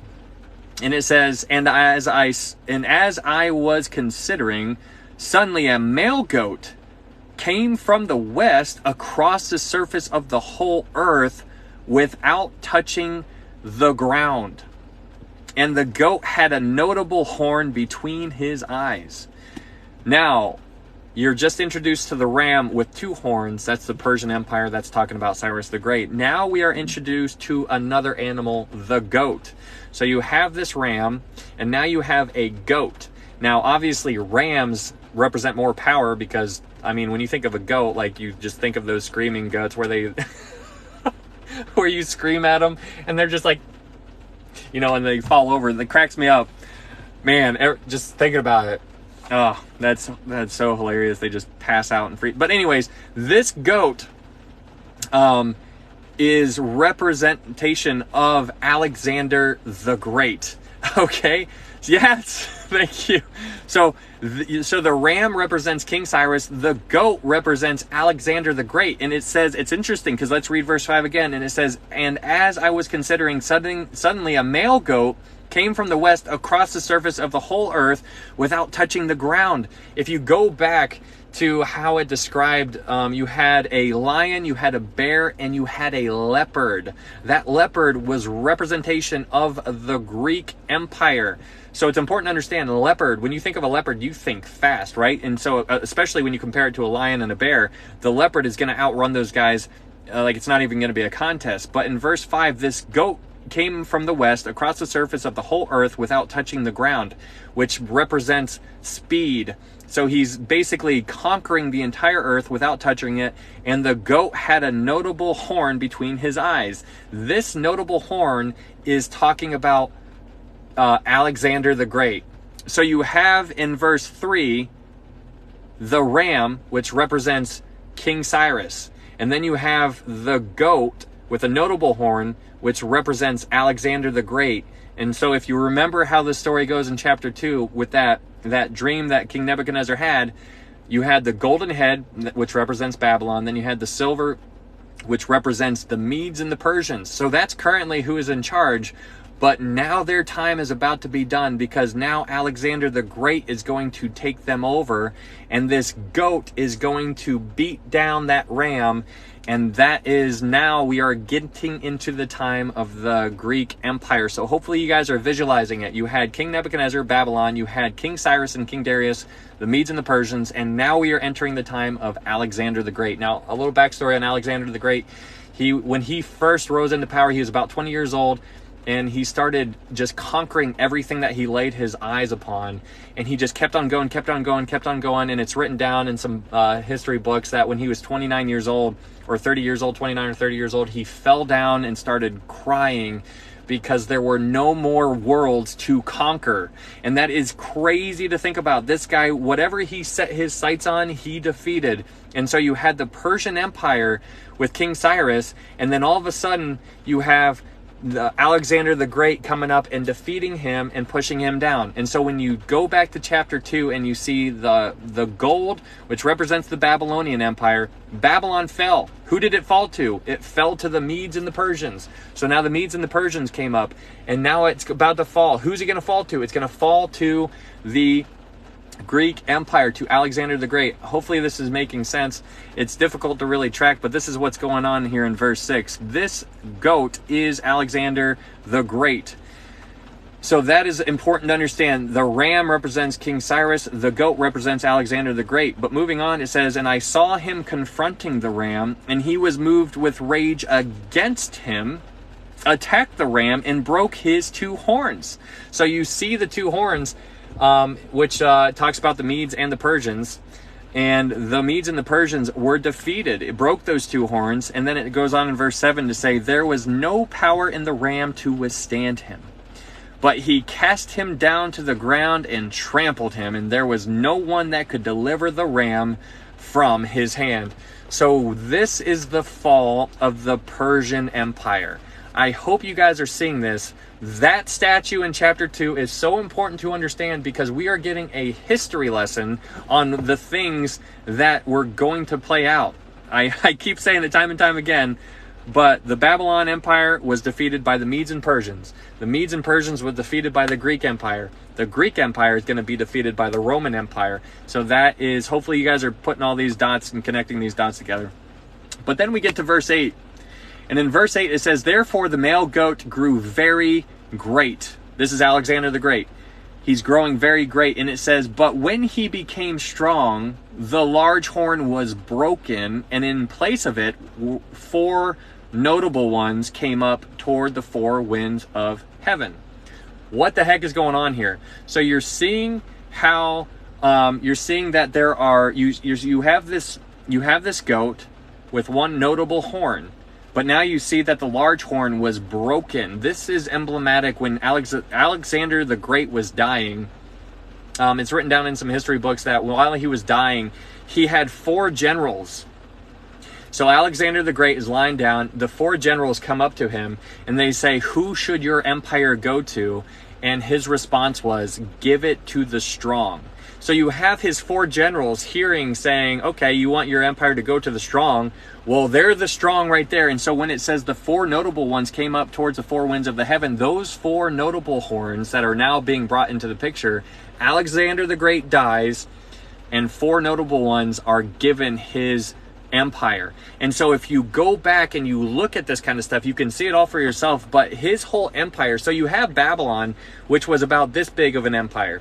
Then the Medes and the Persians came and they had a much bigger empire. But then the Greek Empire came and they had a much bigger empire. So you're seeing all of this territory that Alexander the Great had. And while he was dying, he tells his 4 generals that it should go to the strong. And those 4 generals were like, okay, that's us. We are going to split up your empire in 4 different sections. And so that is what they ended up doing. So keep those 4 generals in mind. And let's go back to Daniel chapter 7, verse 6. And in Daniel chapter 7, verse 6, it says this: "After this I looked, and there was another, like a leopard, which had on its back 4 wings of a bird. The beast also had 4 heads, and dominion was given to it." Those 4 heads are the 4 generals. Okay, so that's important to understand. The 4 heads on that. So remember, it's the leopard. That leopard represents the Greek Empire. In chapter 8 here, we are talking about the Greek Empire. So those 4 heads are the 4 generals that we're reading about in Daniel 8, verse 8. So you have the notable horn, which was Alexander the Great himself, but then he starts to die and he gives his empire to 4 generals. And there were 4 generals' names were Cassandra, Ptolemy, Seleucus, and a guy named Lysimachus. So I don't want to say those names again, but those are the guys. And they split up all of the empire 4 different ways. The 2 strongest ones was a guy named Ptolemy and Seleucus. So those 2, Ptolemy and Seleucus, had the majority of the empire, and they were the strongest ones. And so right in between their division of land was little itty-bitty Israel. So it's really interesting to see that. So Israel starts coming into play. So I don't know if this makes sense to you guys, but that is what verse 8 is talking about. So just to summarize one more time, you have a ram, you have a goat. The goat represents Alexander the Great. The goat is now beating down that Persian Empire, and now the Greek Empire comes into play. So he defeats everybody he sets his sight on, but then he ends up dying. And when he dies, he says that his empire should go to the strong. He had 4 generals. The 4 generals take over his empire, and now they're in control of all of that land. And so that is what sets the scene for the Roman Empire to come into play, because little by little, as time goes on, the Roman Empire comes in and wipes out the first part, which was Cassander. He takes out, or the Roman Empire takes out that general. Then he takes out the 2nd general, and then he takes out the 3rd general and 4th general. Finally, it took a while for them to take out all of those generals and all of that land to conquer it all. But that's the whole theme. And the Roman Empire brings us into the New Testament because they're the ones who are commingling with the Jewish people during the time while Jesus was on the ground. So this is all setting the scene for bringing us into the New Testament. Hopefully you guys can see this whole, like, I'm giving you an aerial view of history in a sense. It's difficult to really wrap your mind around, but this is what's going on. So hopefully you guys understand that kind of stuff. But then we get to verse 9. Woo! But then we get to verse 9, and it says, "And out of one of them came a little horn, which grew exceedingly..." Okay. And in verse 9 it says, "And out of one of them came a little horn, which grew exceedingly great toward the south, toward the east, and toward the glorious land." Okay, so this is important because now we're introduced to another little horn. This little horn is not the Antichrist. I need you to understand that this little horn is not the same one that was back in chapter 7. This little horn it says, and out of one of them came a little horn. So out of them, meaning the 4 horns that were referenced in verse 8, came a little horn. This little horn is talking about a guy named Antiochus Epiphanes. And if you have ever heard of this dude, you know he is bad news bears. He is a type of an antichrist, if you will. He's not the antichrist, but he is a type of an antichrist, and I'm going to explain it to you here in a second. But in verse 9 it says, and out of one of them came a little horn, which grew exceedingly great towards the south, toward the east, and toward the glorious land. The glorious land here, it's talking about the land of Israel. Verse 10, it says, and it grew up to the host of heaven, and it cast down some of the host and some of the stars to the ground and trampled them. This is all talking about Israel. In verse 11, it says, he even exalted himself as high as the prince of the host. And by him, this daily sacrifices were taken away, and the place of his sanctuary was cast down. There is a guy, this guy that we're talking about here, his name is Antiochus Epiphanes. It's an interesting thing to really wrap your mind around. But this guy was a type of Antichrist. He was not the Antichrist, but he was a type. I hope you understand what I mean when I say a type of Antichrist. But this guy Antiochus, he called himself Epiphanes. The word Epiphanes to him means illustrious one, and the Jews called him Antiochus Epiphanes, which means a madman. So the Jews, so Antiochus Epiphanes, he hated the Jews with everything he had. He was a type of the Antichrist, and a type of, the Germany, that German guy that I'm afraid to say out here. But he hated the Jews with everything he had. And in verse 11, it says, he even exalted himself as high as the prince of the host. That prince, this guy is exalting himself like God. And by him, the daily sacrifices were taken away, and the place of his sanctuary was cast down. This guy went in to the temple and got rid of all the sacrifices, and he cast down basically everything going on in this sanctuary. Now, mind you, the Jewish people were still in the area at this time. So this guy, Antiochus Epiphanes, he goes in and he starts causing all kinds of chaos and wreaking havoc on the Jewish people. And he sets up all these decrees, and he's like, you know what? We're going to do it this way. You're going to do this. You're going to do this. You're going to do this. You're going to do this. And everything that the Jewish people normally did by tradition and by their customs, he did the exact opposite and told them to do the opposite of things. He had them sacrifice a pig on their idols, which was completely wrong for them to do.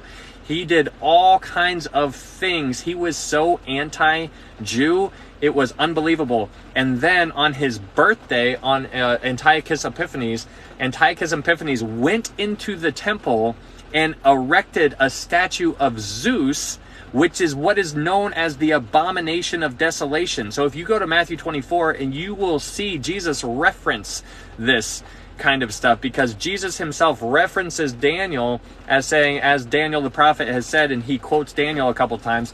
But the abomination of desolation is where Antiochus Epiphanes goes into the temple, the Holy of Holies, which is only where the high priest was ever allowed to go. Once a year, under strict ceremonial preparation, he was the only one allowed to do it.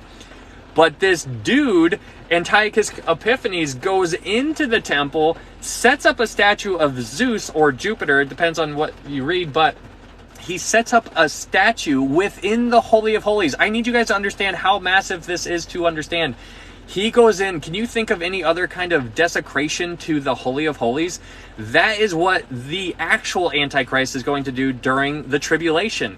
He is going to create a strengthened covenant with Israel and other nations, and then 3.5 years into the tribulation, he is going to go into the temple and sit down and say, I am God. He is going to do the exact same thing, except it's a model. This is a model of what the Antichrist is going to do. Just how Jesus always modeled what he was going to do, this is a model of what the Antichrist is going to do. This was the first abomination of desolation that was recorded. The second time it's going to happen is when the actual Antichrist goes in. But it's interesting, and it's important to understand that it cannot happen unless there's a temple standing. And this is why it's so important to pay attention to Israel, because if you pay attention to Israel, you will know that there is a temple that could be built in any moment. It's only going to take him like a month or two to do.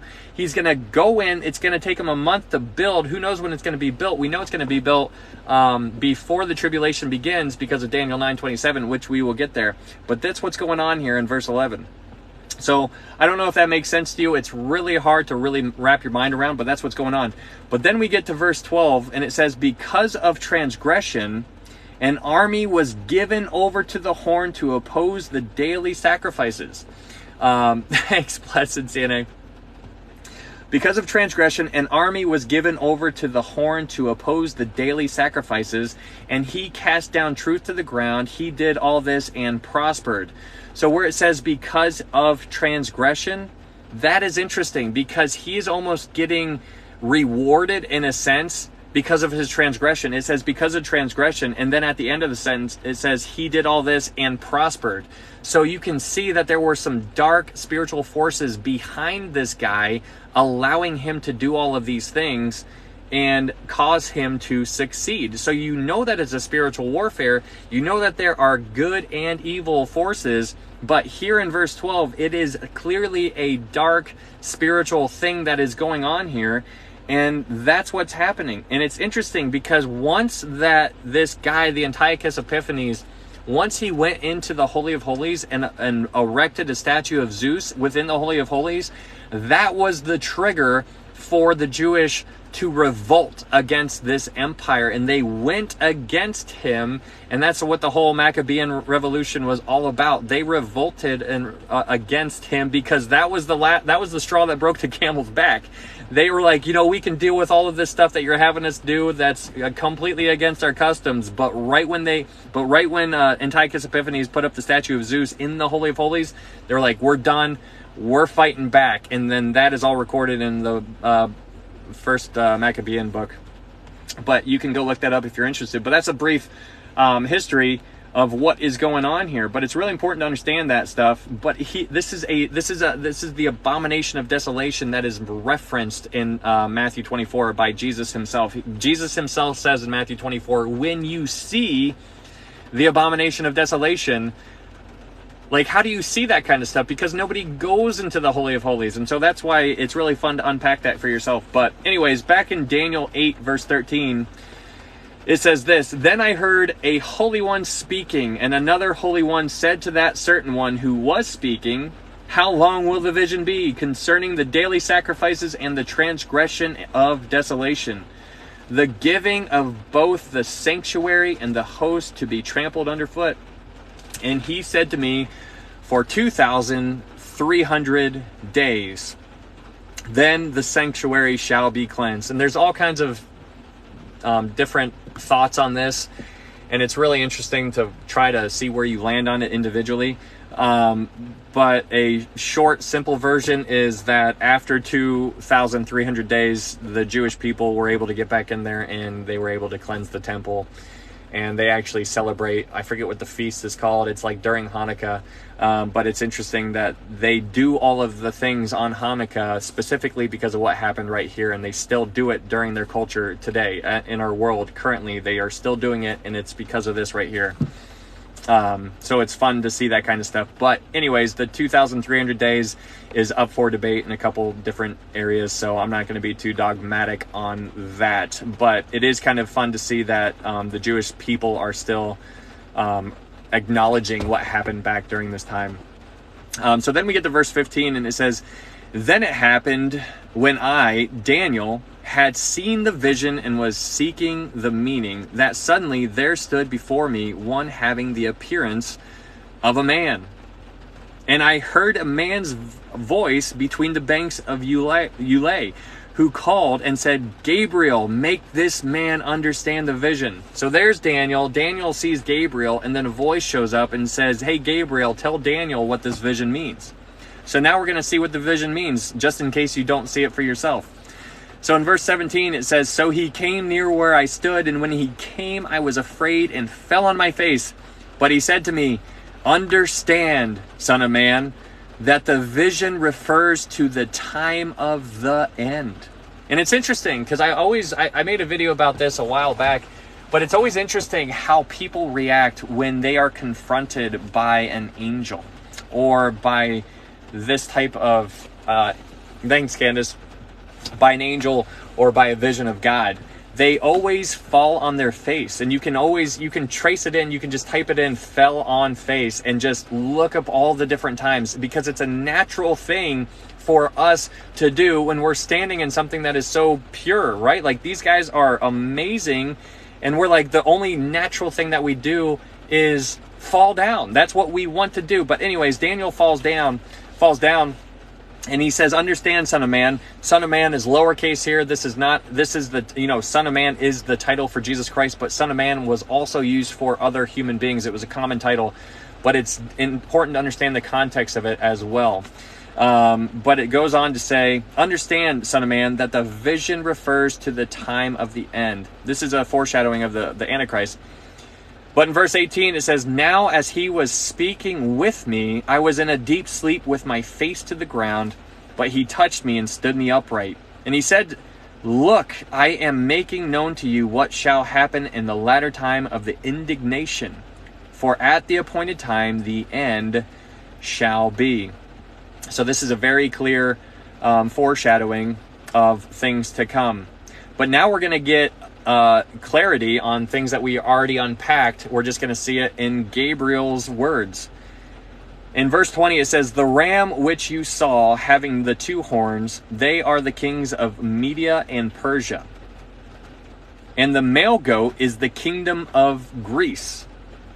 The large horn that is between its eyes is the first king. So somebody was in here asking me, how do you know that that's Alexander the Great? Well, it's very clear here. I was just giving you all that background foundational work. Here it is very, very apparent. So you can't really argue against this kind of stuff. But the large horn is between its eyes is the first king. That's Alexander. As for the broken horn and the four that stood up in its place, 4 kingdoms shall rise out of that nation, but not with its power. And in the latter time of their kingdom, when the transgressors have reached their fullness, a king shall arise having fierce features. That's a title of the Antichrist, fierce features. This is describing the Antichrist. Hi, Shai. A king shall arise having fierce features. This is describing the Antichrist, who understands sinister schemes. In verse 24, it says, his power shall be mighty, but not by his own power. He shall destroy fearfully. Okay, let me ask you this. If you were here for the book of Revelation that we just covered, which you guys can go review it in the YouTube video. There's a link in my profile, in my TikTok profile. In verse 24, it says, his power shall be mighty, but not by his own power. Who empowers the Antichrist? Who empowers? Who empowers the Antichrist? The Antichrist, go to Revelation, the person who, or it's going to be Satan. The person who empowers the Antichrist is going to be Satan. Yeah, the dragon. Good. Nice, Ali. Awesome. So go to Revelation chapter 12, because in Revelation chapter 12, verse 9, we are introduced to the dragon. And it is very clear who the dragon is, because it tells us, Revelation chapter 12, verse 9 says this, so the great dragon was cast out, that serpent of old, called the devil and Satan, who deceives the whole world. He was cast to the earth, and his angels were cast out of them. Right there in that verse, if you guys are interested in wondering who is deceiving you, you might think, oh, it's George Soros, or oh, it's Klaus Schwab, or oh, it's Yuval Noah Harari, it's the World Economic Forum, or it's the World Health Organization, or it's our government, or this government, or some media, whatever. I'm with you, and I hear you. But the person behind all of that is the dragon. It says, who deceives the whole world. So understand that. The dragon gives his authority, because go to Revelation 13, verse 2. Revelation 13, verse 2, it says, now the beast which I saw was like a leopard, his feet were like the feet of a bear, and his mouth like the mouth of a lion. The dragon which we just identified was Satan, the dragon gave him his power, his throne, and his great authority. So this beast, the Antichrist, and the false prophet are getting their power from the dragon. And that is important to understand. So in verse 24, Daniel 8, verse 24, it says, his power shall be mighty, but not by his own power. Well, what are you talking about? His own power, it's not by his own power, it is by Satan's power. He shall destroy fearfully, and shall prosper and thrive. He shall destroy the mighty and also the holy people. Wow. The holy people. I need you guys to understand something. During the tribulation, there is going to be a great multitude that ends up getting saved during the tribulation. The whole goal is to not be here during the tribulation. And that is why I want you to know, to just nail it down right now and ask Jesus to save you, because we are living in a time to where his return, the rapture, is imminent. It could happen at any single time. It could happen right now while we're live streaming. And if you do not know Christ as your personal Savior, you will be here during this entire time. Anyways, during the tribulation, there's going to be many people who get saved during this time, but they're still going to have to go through the tribulation. They're going to go through all of the terrible things that happen on the earth. But so will Israel. It's all about Israel during this time. But what I want you to understand is that where it says in verse 24, it says that the Antichrist, he shall destroy the mighty and also the holy people. The holy people is primarily talking here about the Jewish people. Now remember, the Jews are God's people. Those are his chosen people. So go to Zechariah verse 13, or Zechariah chapter 13. Go to Zechariah chapter 13, verse 8 and 9. And while you're going there, I need you to understand that during the first Holocaust, roughly one third of the Jewish people were murdered during the Holocaust. 1/3 during the Holocaust, 1/3 of the Jewish people were destroyed. They were wiped out. So can you see a common theme? Why is it always against the Jewish people? Why is it always the Jews? Why do people hate the Jews? What is going on with it? Why was this? If you understand that it's a spiritual warfare, Satan hates you, but he really hates God's chosen people, because God made a covenant with Abraham, which represents of Israel. It's all about Israel. So Satan is focusing on destroying Israel, which is why all the nations of the earth are coming against them. Anyways, the Holocaust the Holocaust that happened back decades ago was all about destroying the Jewish people. And 1/3 of the Jews were destroyed. But what's going to happen during this time is that there are going to be 2/3 of the Jews that are going to be destroyed during this time. And so pay attention to this. In Zechariah 13, verse 8 and 9, it says this, and it shall come to pass in all the land, says the Lord, that 2/3 in it shall be cut off and die, but 1/3 shall be left in it. I will bring the 1/3 through the fire will refine them as silver is refined, and test them as gold is tested. This is what it's talking about. During the tribulation, there is going to be 2/3 of the people, God's people, are going to be murdered. And I don't want you to be here during this time. I don't want you to be here. And so that's why I want you to come to know Christ as your personal Savior. There's only one way to heaven. And if you're new here, thanks for being here. My name's Ryan. We're just going through the book of Daniel. You can disagree with me on some things, but I want you to, there's no other way to get to heaven except by believing and understanding that Jesus is God's Son, that he was born, led a sinless life, and then died on the cross for your sins, and then rose again on the 3rd day. That is all documented in 1 Corinthians chapter 15, the first 4 verses there, if you want to go look it up. But the only way to heaven is by believing in him. It's nothing you can do. It is all about him. The Bible says, for whosoever calls upon the name of the Lord shall be saved. You need to understand that you are a sinner. You need to understand that you need saving.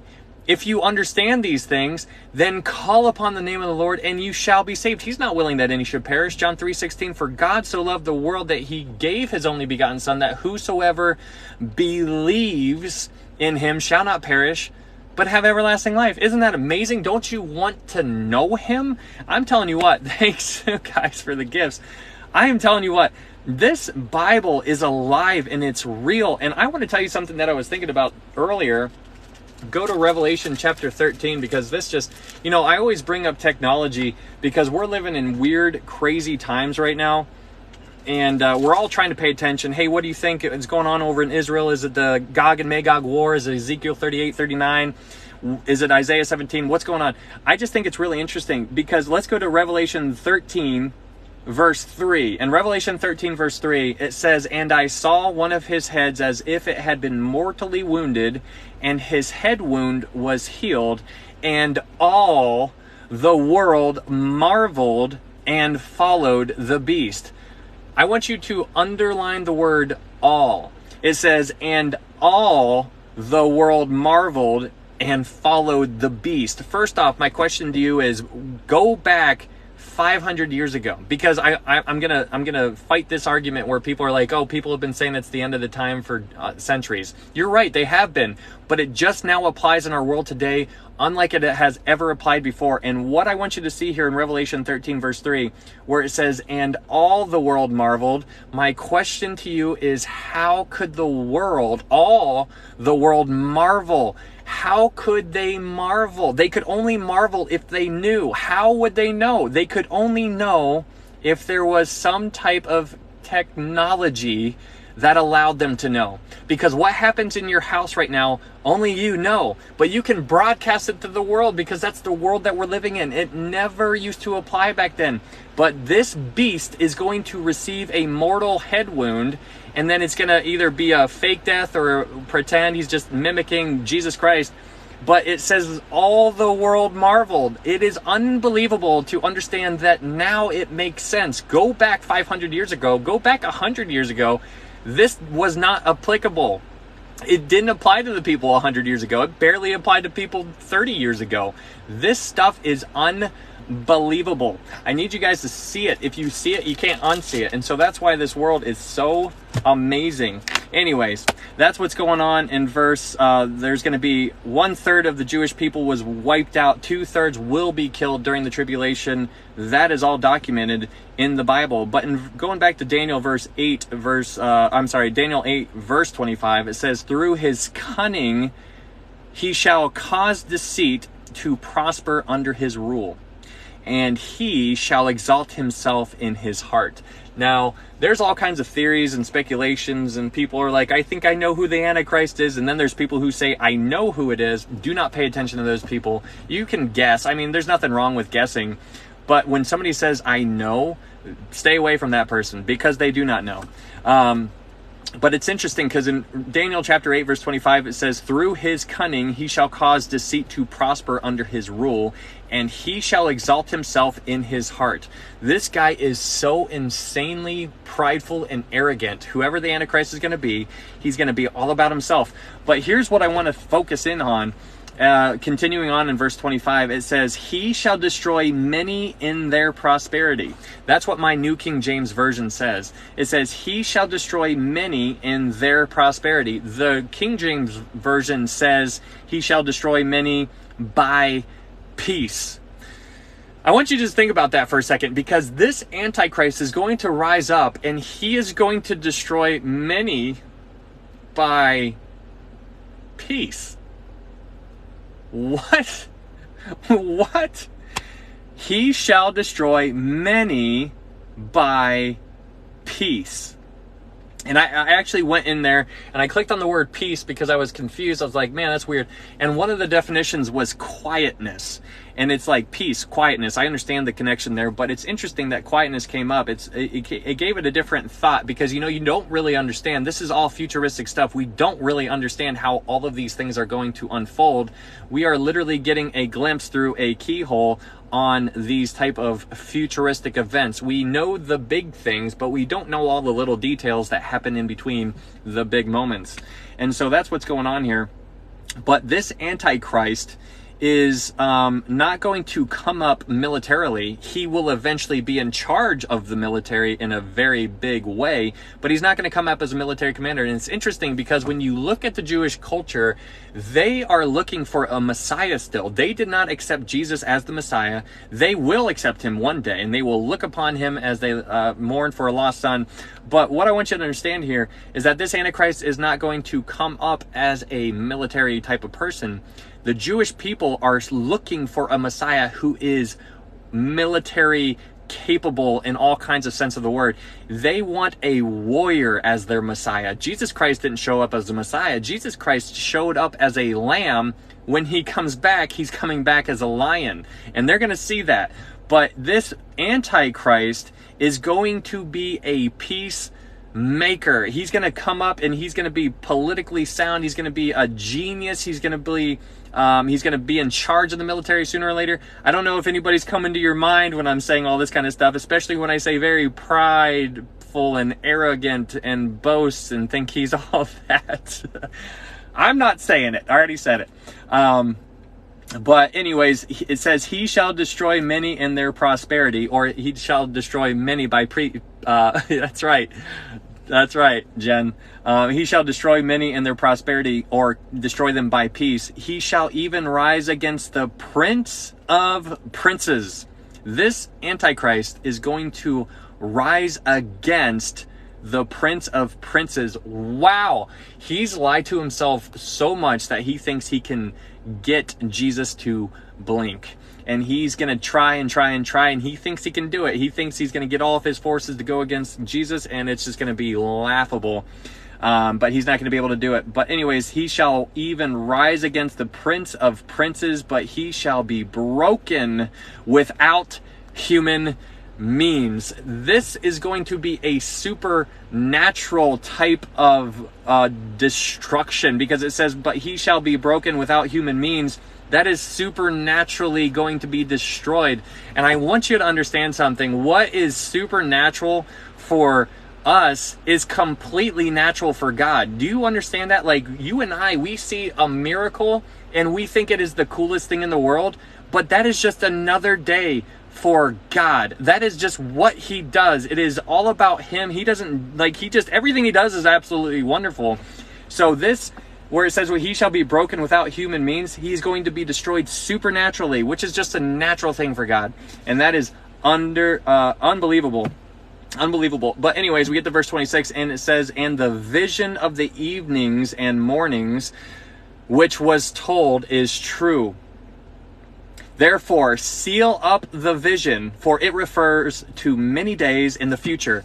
And what is very interesting here is it says, where it says, seal up the vision. This is, again, okay, if you know anything about eschatology and stuff, and if you study it, this should kind of pop out to you in a sense, because it says to Daniel to seal up the vision. It's interesting. Seal up the vision. Okay, keep that in mind. Go to Revelation chapter 22. Keep your mark there. Go to Revelation chapter 22.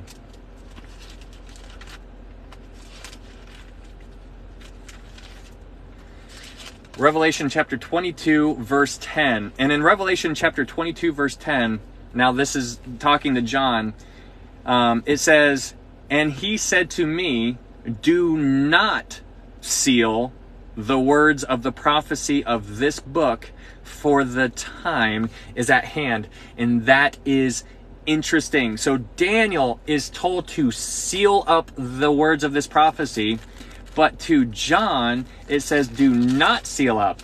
And that is interesting, because both Daniel and Revelation are both apocalyptic type in their interpretations here. Now obviously the first 6 chapters are historical within the book of Daniel, and the last 6 chapters in Daniel are visions or prophecy related. But Daniel has apocalyptic visions. John in the New Testament has apocalyptic visions. Daniel is told to seal up the book, and John is said do not seal up the book. And it's very interesting to see the comparison there. But you and I have this whole picture. We have the Bible, and I need you to understand, during the time while Daniel was alive, he was walking on the earth. He had no idea what he was talking about. He didn't know who the Son of Man was. He didn't know what the thrones represented. He didn't know anything about the church. He didn't know those things. John, on the other hand, knew what the church was. He knew who Jesus was. He walked with him while he was on the earth, and he also saw him in his glorified form in the vision. He also saw God the Father. Like, what? So it's important to compare the two because they are insane parallels. Anyways, take that how you will, but it says in Daniel 8, verse 26, it says, "Therefore seal up the vision, for it refers to many days in the future." We are coming down to it. Coming down to it. And it says in verse 27, finishing up chapter 8, it says, "And I, Daniel, fainted and was sick 4 days. Afterward I arose and went about the king's business. I was astonished by the vision, but no one understood it." I mean, you can just think that Daniel was telling everybody about this vision. He was like, "This is what I saw this. He's like, "What do you think? What do you think? What do you think?" And nobody knew. Nobody knew. It said no one understood it. That is not an exaggeration. He went. You have to know that Daniel, understand who he was. If you know anything about Daniel, and especially in Daniel 1, he was given wisdom and understanding in all literature and knowledge. And he was also giving the ability to interpret and the understanding in dreams and visions. That Daniel was trying to give this information to other people that he talked to. And he said no one understood it. And it said, seal it up. But now, for you and I, now we understand it. We can look back on Daniel. Thanks, Britt. We can look back in time and see things from a different point of view. Because when they were looking at it, they were right here. They couldn't see the whole picture. But you and I, we're up here. We can look down and we can see the whole picture. That is why it's so important. Thanks, Stephanie. It is so neat to see this kind of stuff. And now when you're looking out into the world and you see Israel, thanks, Brett, you see Israel, like all of these nations coming against them. You see in Syria, you see Russia and Iran and Hezbollah all putting up all their, good night, Grandma, thanks. You see Iran, Russia and Hezbollah all forming up right in the center of Damascus right now as we speak. That's where they're at, which is right on the edge of Israel. And it's interesting because we know Isaiah 17 talks about the destruction of Israel. I'm sorry, the destruction of Damascus. Damascus is going to be wiped off the center of it's going to be blown to smithereens, and it's unbelievable to see this kind of stuff unfold. But this stuff is happening real time. We don't know anything. We don't know when it's going to be. We don't know what the lighting of the ignition or of the fuse. We don't know when it's going to happen. But you can see that the table is set, and it is so incredibly amazing to see it during our time. And what I want you to know, if you are a Christian, and I hope you are, if you are a Christian, your whole purpose here is to not go and buy a whole bunch of food and stockpile it and guns and ammo, which it's good to have that kind of stuff at all times. Don't get me wrong. But it is to further the kingdom of God. It is all about him, and it's not about you at all. I want you to take the word me or I and throw it out of your vocabulary, because that is literally what it's all about him. And I need you to understand that. If you knew that you were going to die in 24 hours, you would probably call everybody that you know, and you would probably tell them all about Jesus if you're a Christian, because you would understand that you're about to go stand before the Lord. But you don't do that because you think you're gonna live for another 50 years. That's just how we think, right? Like, oh, I got a lot of time left. No. How many people do you know that passed away way too early? And it's just heartbreaking when that kind of stuff happens. But those people, when they do pass away way too early, wish they could come back and do it all over again, because they missed the point. We are so busy and wrapped up in sports, and we know all the statistics about the football players and their names and what high school and what colleges they came from, and now they're up here. They know all of those things. But if you ask them, hey, can you tell me 5 verses in the Bible? Not counting Genesis 1:1 or John 3:16. Can you tell me 5 verses? They probably can't, but they will claim to be a Christian. And I'm just like, you're missing the point. You are missing the point. The point is always and always has been about Jesus. I want you to imagine you have a sombrero on and like little strings are hanging down, and there's like $100 bill hanging here. There's a Corvette dangling here. There's a Barbie doll hanging here, and everywhere you're looking, they're just right in front of your face, and it's a distraction from the Word of God.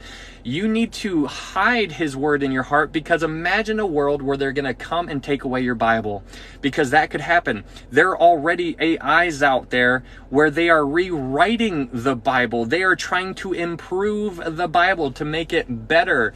They are trying to get rid of this. And you're seeing the writing on the wall, which we just covered in Daniel chapter 6, where like it's crazy. You don't even understand where all of these sayings came from. Like, how many times have you heard the writing is on the wall? Like, you've heard that even if you're not a Christian. Well, it came from Daniel. And it's insane to see this kind of stuff transpire. You're seeing the central banking digital currencies. You're seeing the digital currency come into play. And the reason why that's happening is because, think about it. When the mark of the beast is implemented, you cannot buy or sell without the mark of the beast. But wait a second, if I have $100 bill and I want to give it to you, that's money. That's between me and you. That's a exchange. That's a private exchange. So you see that they have to get rid of cash. We have to get rid of it. You see the writing is on the wall. There's all kinds of CBDCs that are out there. They're forming right now. I think Jamaica is like 70% already completely digital over there. 70%. It's going to start. You start seeing the trend. You start seeing the trend over in Europe. You're seeing these digital IDs, these digital passports. Right now in America, we now have, just within the past month or two, we now have a situation set up between Israel and America to where they can just come over here without a passport. That is crazy to me, because the people over there are going to fly from Israel over here, and they're already in our country. You can see how our country is just ripe for the picking. Like, you think America cannot fall, you're wrong. We can fall, and we probably will at some point, and it's crazy to see that it's going to happen, and people get so afraid over it, and I understand. But when you understand the Bible and you understand the Word of God, and that this is not all there is, you see it in a completely different light. And if you're like, man, I know that I could die tomorrow, what am I gonna, like, am I gonna show up to God? If I am a Christian, am I gonna show up to God with crowns, or am I gonna show up to God completely embarrassed? I don't want to show up in front of Him. I want to be like, look what I did. You know the parable of the talents, right? The parable, the servant was given 5 talents, the other servant was given 2, and the other servant was given 1. The servant that was given 5 turned it into 10. And so when the master came back, he gave him 10 talents, and he's like, look at what I did. Here's 10 talents. The servant who had 4, or who had 2, gave him back 4. He's like, look, I double what you gave me. And then the servant who had 1 hid it, he buried it, and then the master said, get out of my sight, basically. I never knew you. Like, this is all emblematic of what we should be doing for Christ. If you are a Christian, can anybody tell? Does anybody know that you are a Christian? I don't know. I don't know you. You don't know me. But people in your day-to-day life should be able to look at you and say, there is something different about him, or there is something different about her. And I could almost bet my next paycheck that that person over there is a Christian. Why? Because I saw them do this, or they keep doing this, or they're bringing their Bible here, or they bow their heads before they eat to thank God for their food. When was the last time you bowed your head in public? And are you embarrassed to do that kind of stuff? Like, this stuff is like, we are getting away from how things used to be. Do you not see the trend? The trend is all about you, and it's less about God. That is why, like, all these filters on Snapchat, or all the things that are out there, they're like, it's all about you. Like, look at how good I look. Like, oh yeah, like it's, look at how amazing I can be. That's what the world is telling you that you can do. And that is what I want you to think about. Use your brain. You need to have the proper perspective. That's why I say time and time again, if you don't train yourself on how to think, you're not going to be able to think at all.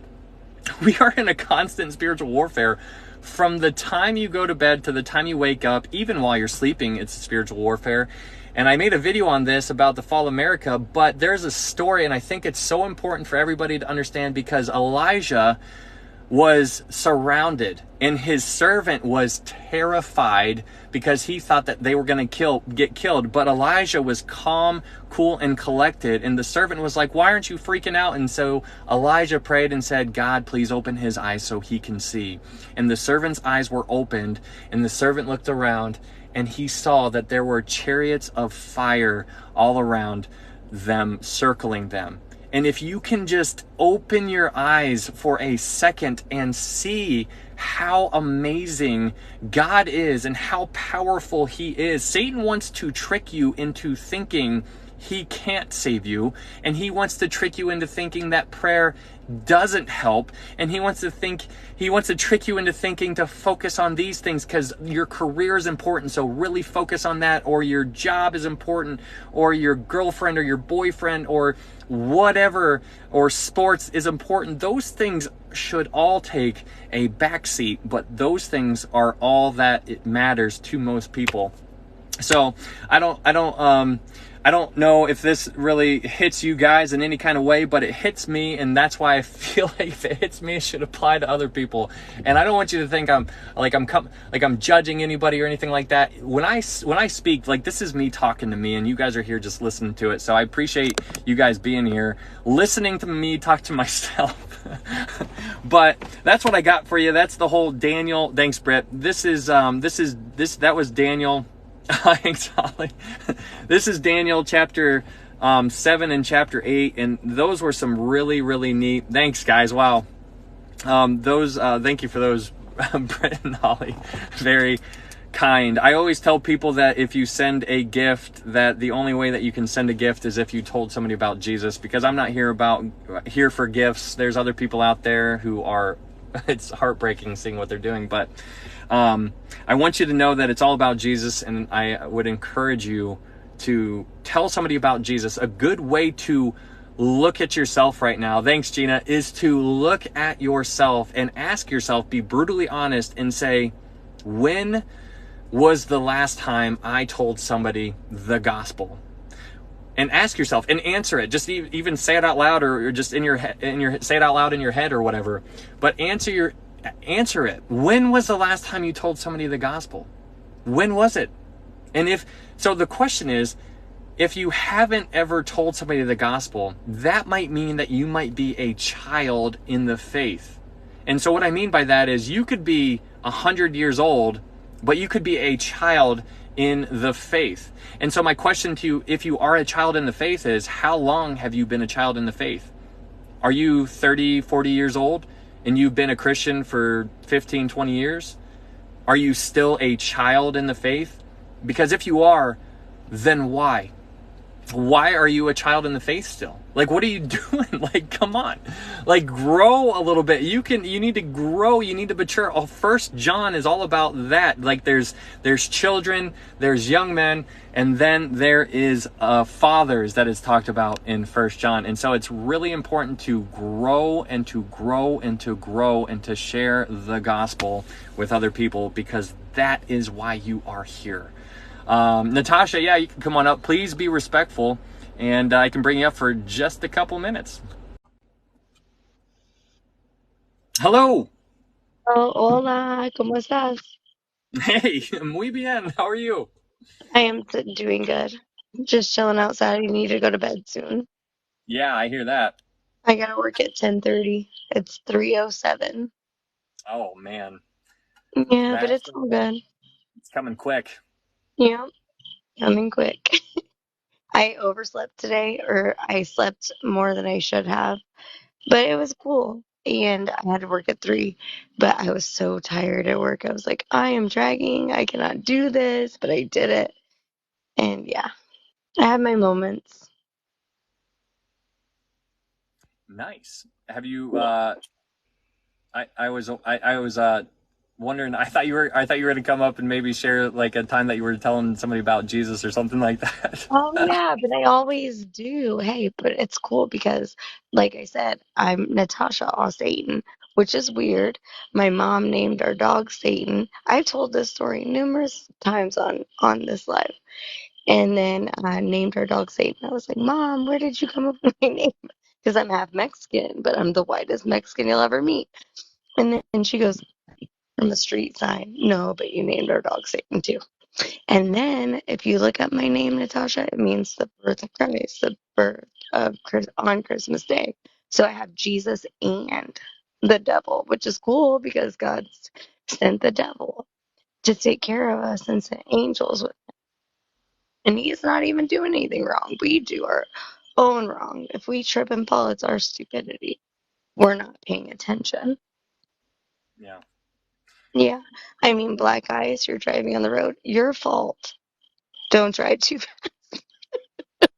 I almost killed myself one time on the interstate in a Mustang, but it was like my dad was with me and I stopped in the fast lane and all these cars are going the other way and I'm like, oh, Lord, have mercy.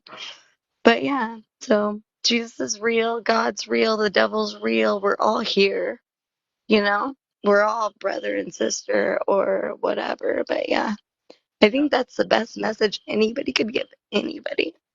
Mm-hmm.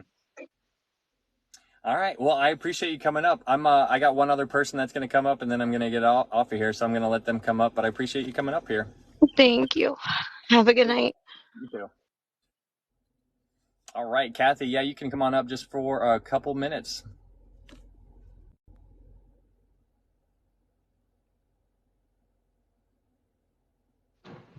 Hello. Hi, Kathy. Hi. Hi. How are you? I'm good. How are you? I am good. I just So I, enjoy listening to you. I enjoy listening to you. well, I appreciate that. I appreciate that a lot. Um, yeah, I appreciate you coming up here and telling me that. I didn't know if you had anything else, but I'm about to get out of here. So Okay. You have a yeah, good night. thank you, Kathy. Thanks for I'll be coming up. listening. I appreciate that a lot. I'll talk to you later. Good night. Good night. All right. Well, guys, I'm gonna get out of here. I appreciate everybody who has been here the entire time, and it's been great.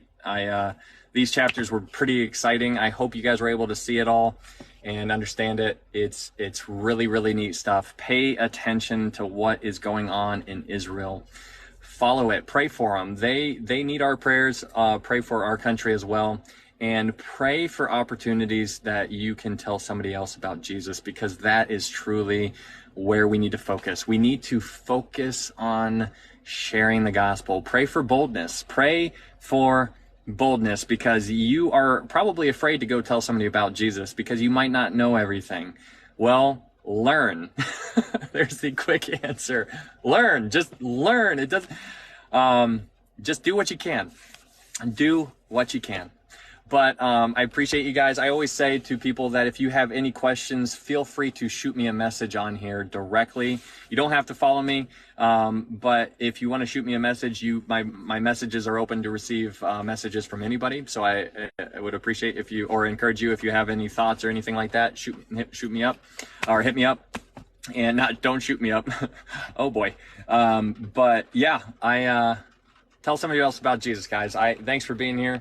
And all of these things will go up onto YouTube. So if you go on my profile, you can just click on my YouTube link, and there's the whole Revelation study if you're interested in that. But thanks for being here, guys. Thanks, guys. I really appreciate it all. The next one might be on Monday or Tuesday. I can't remember, but it'll probably be on Monday or Tuesday. Yeah, Monday or Tuesday. Yep. All right.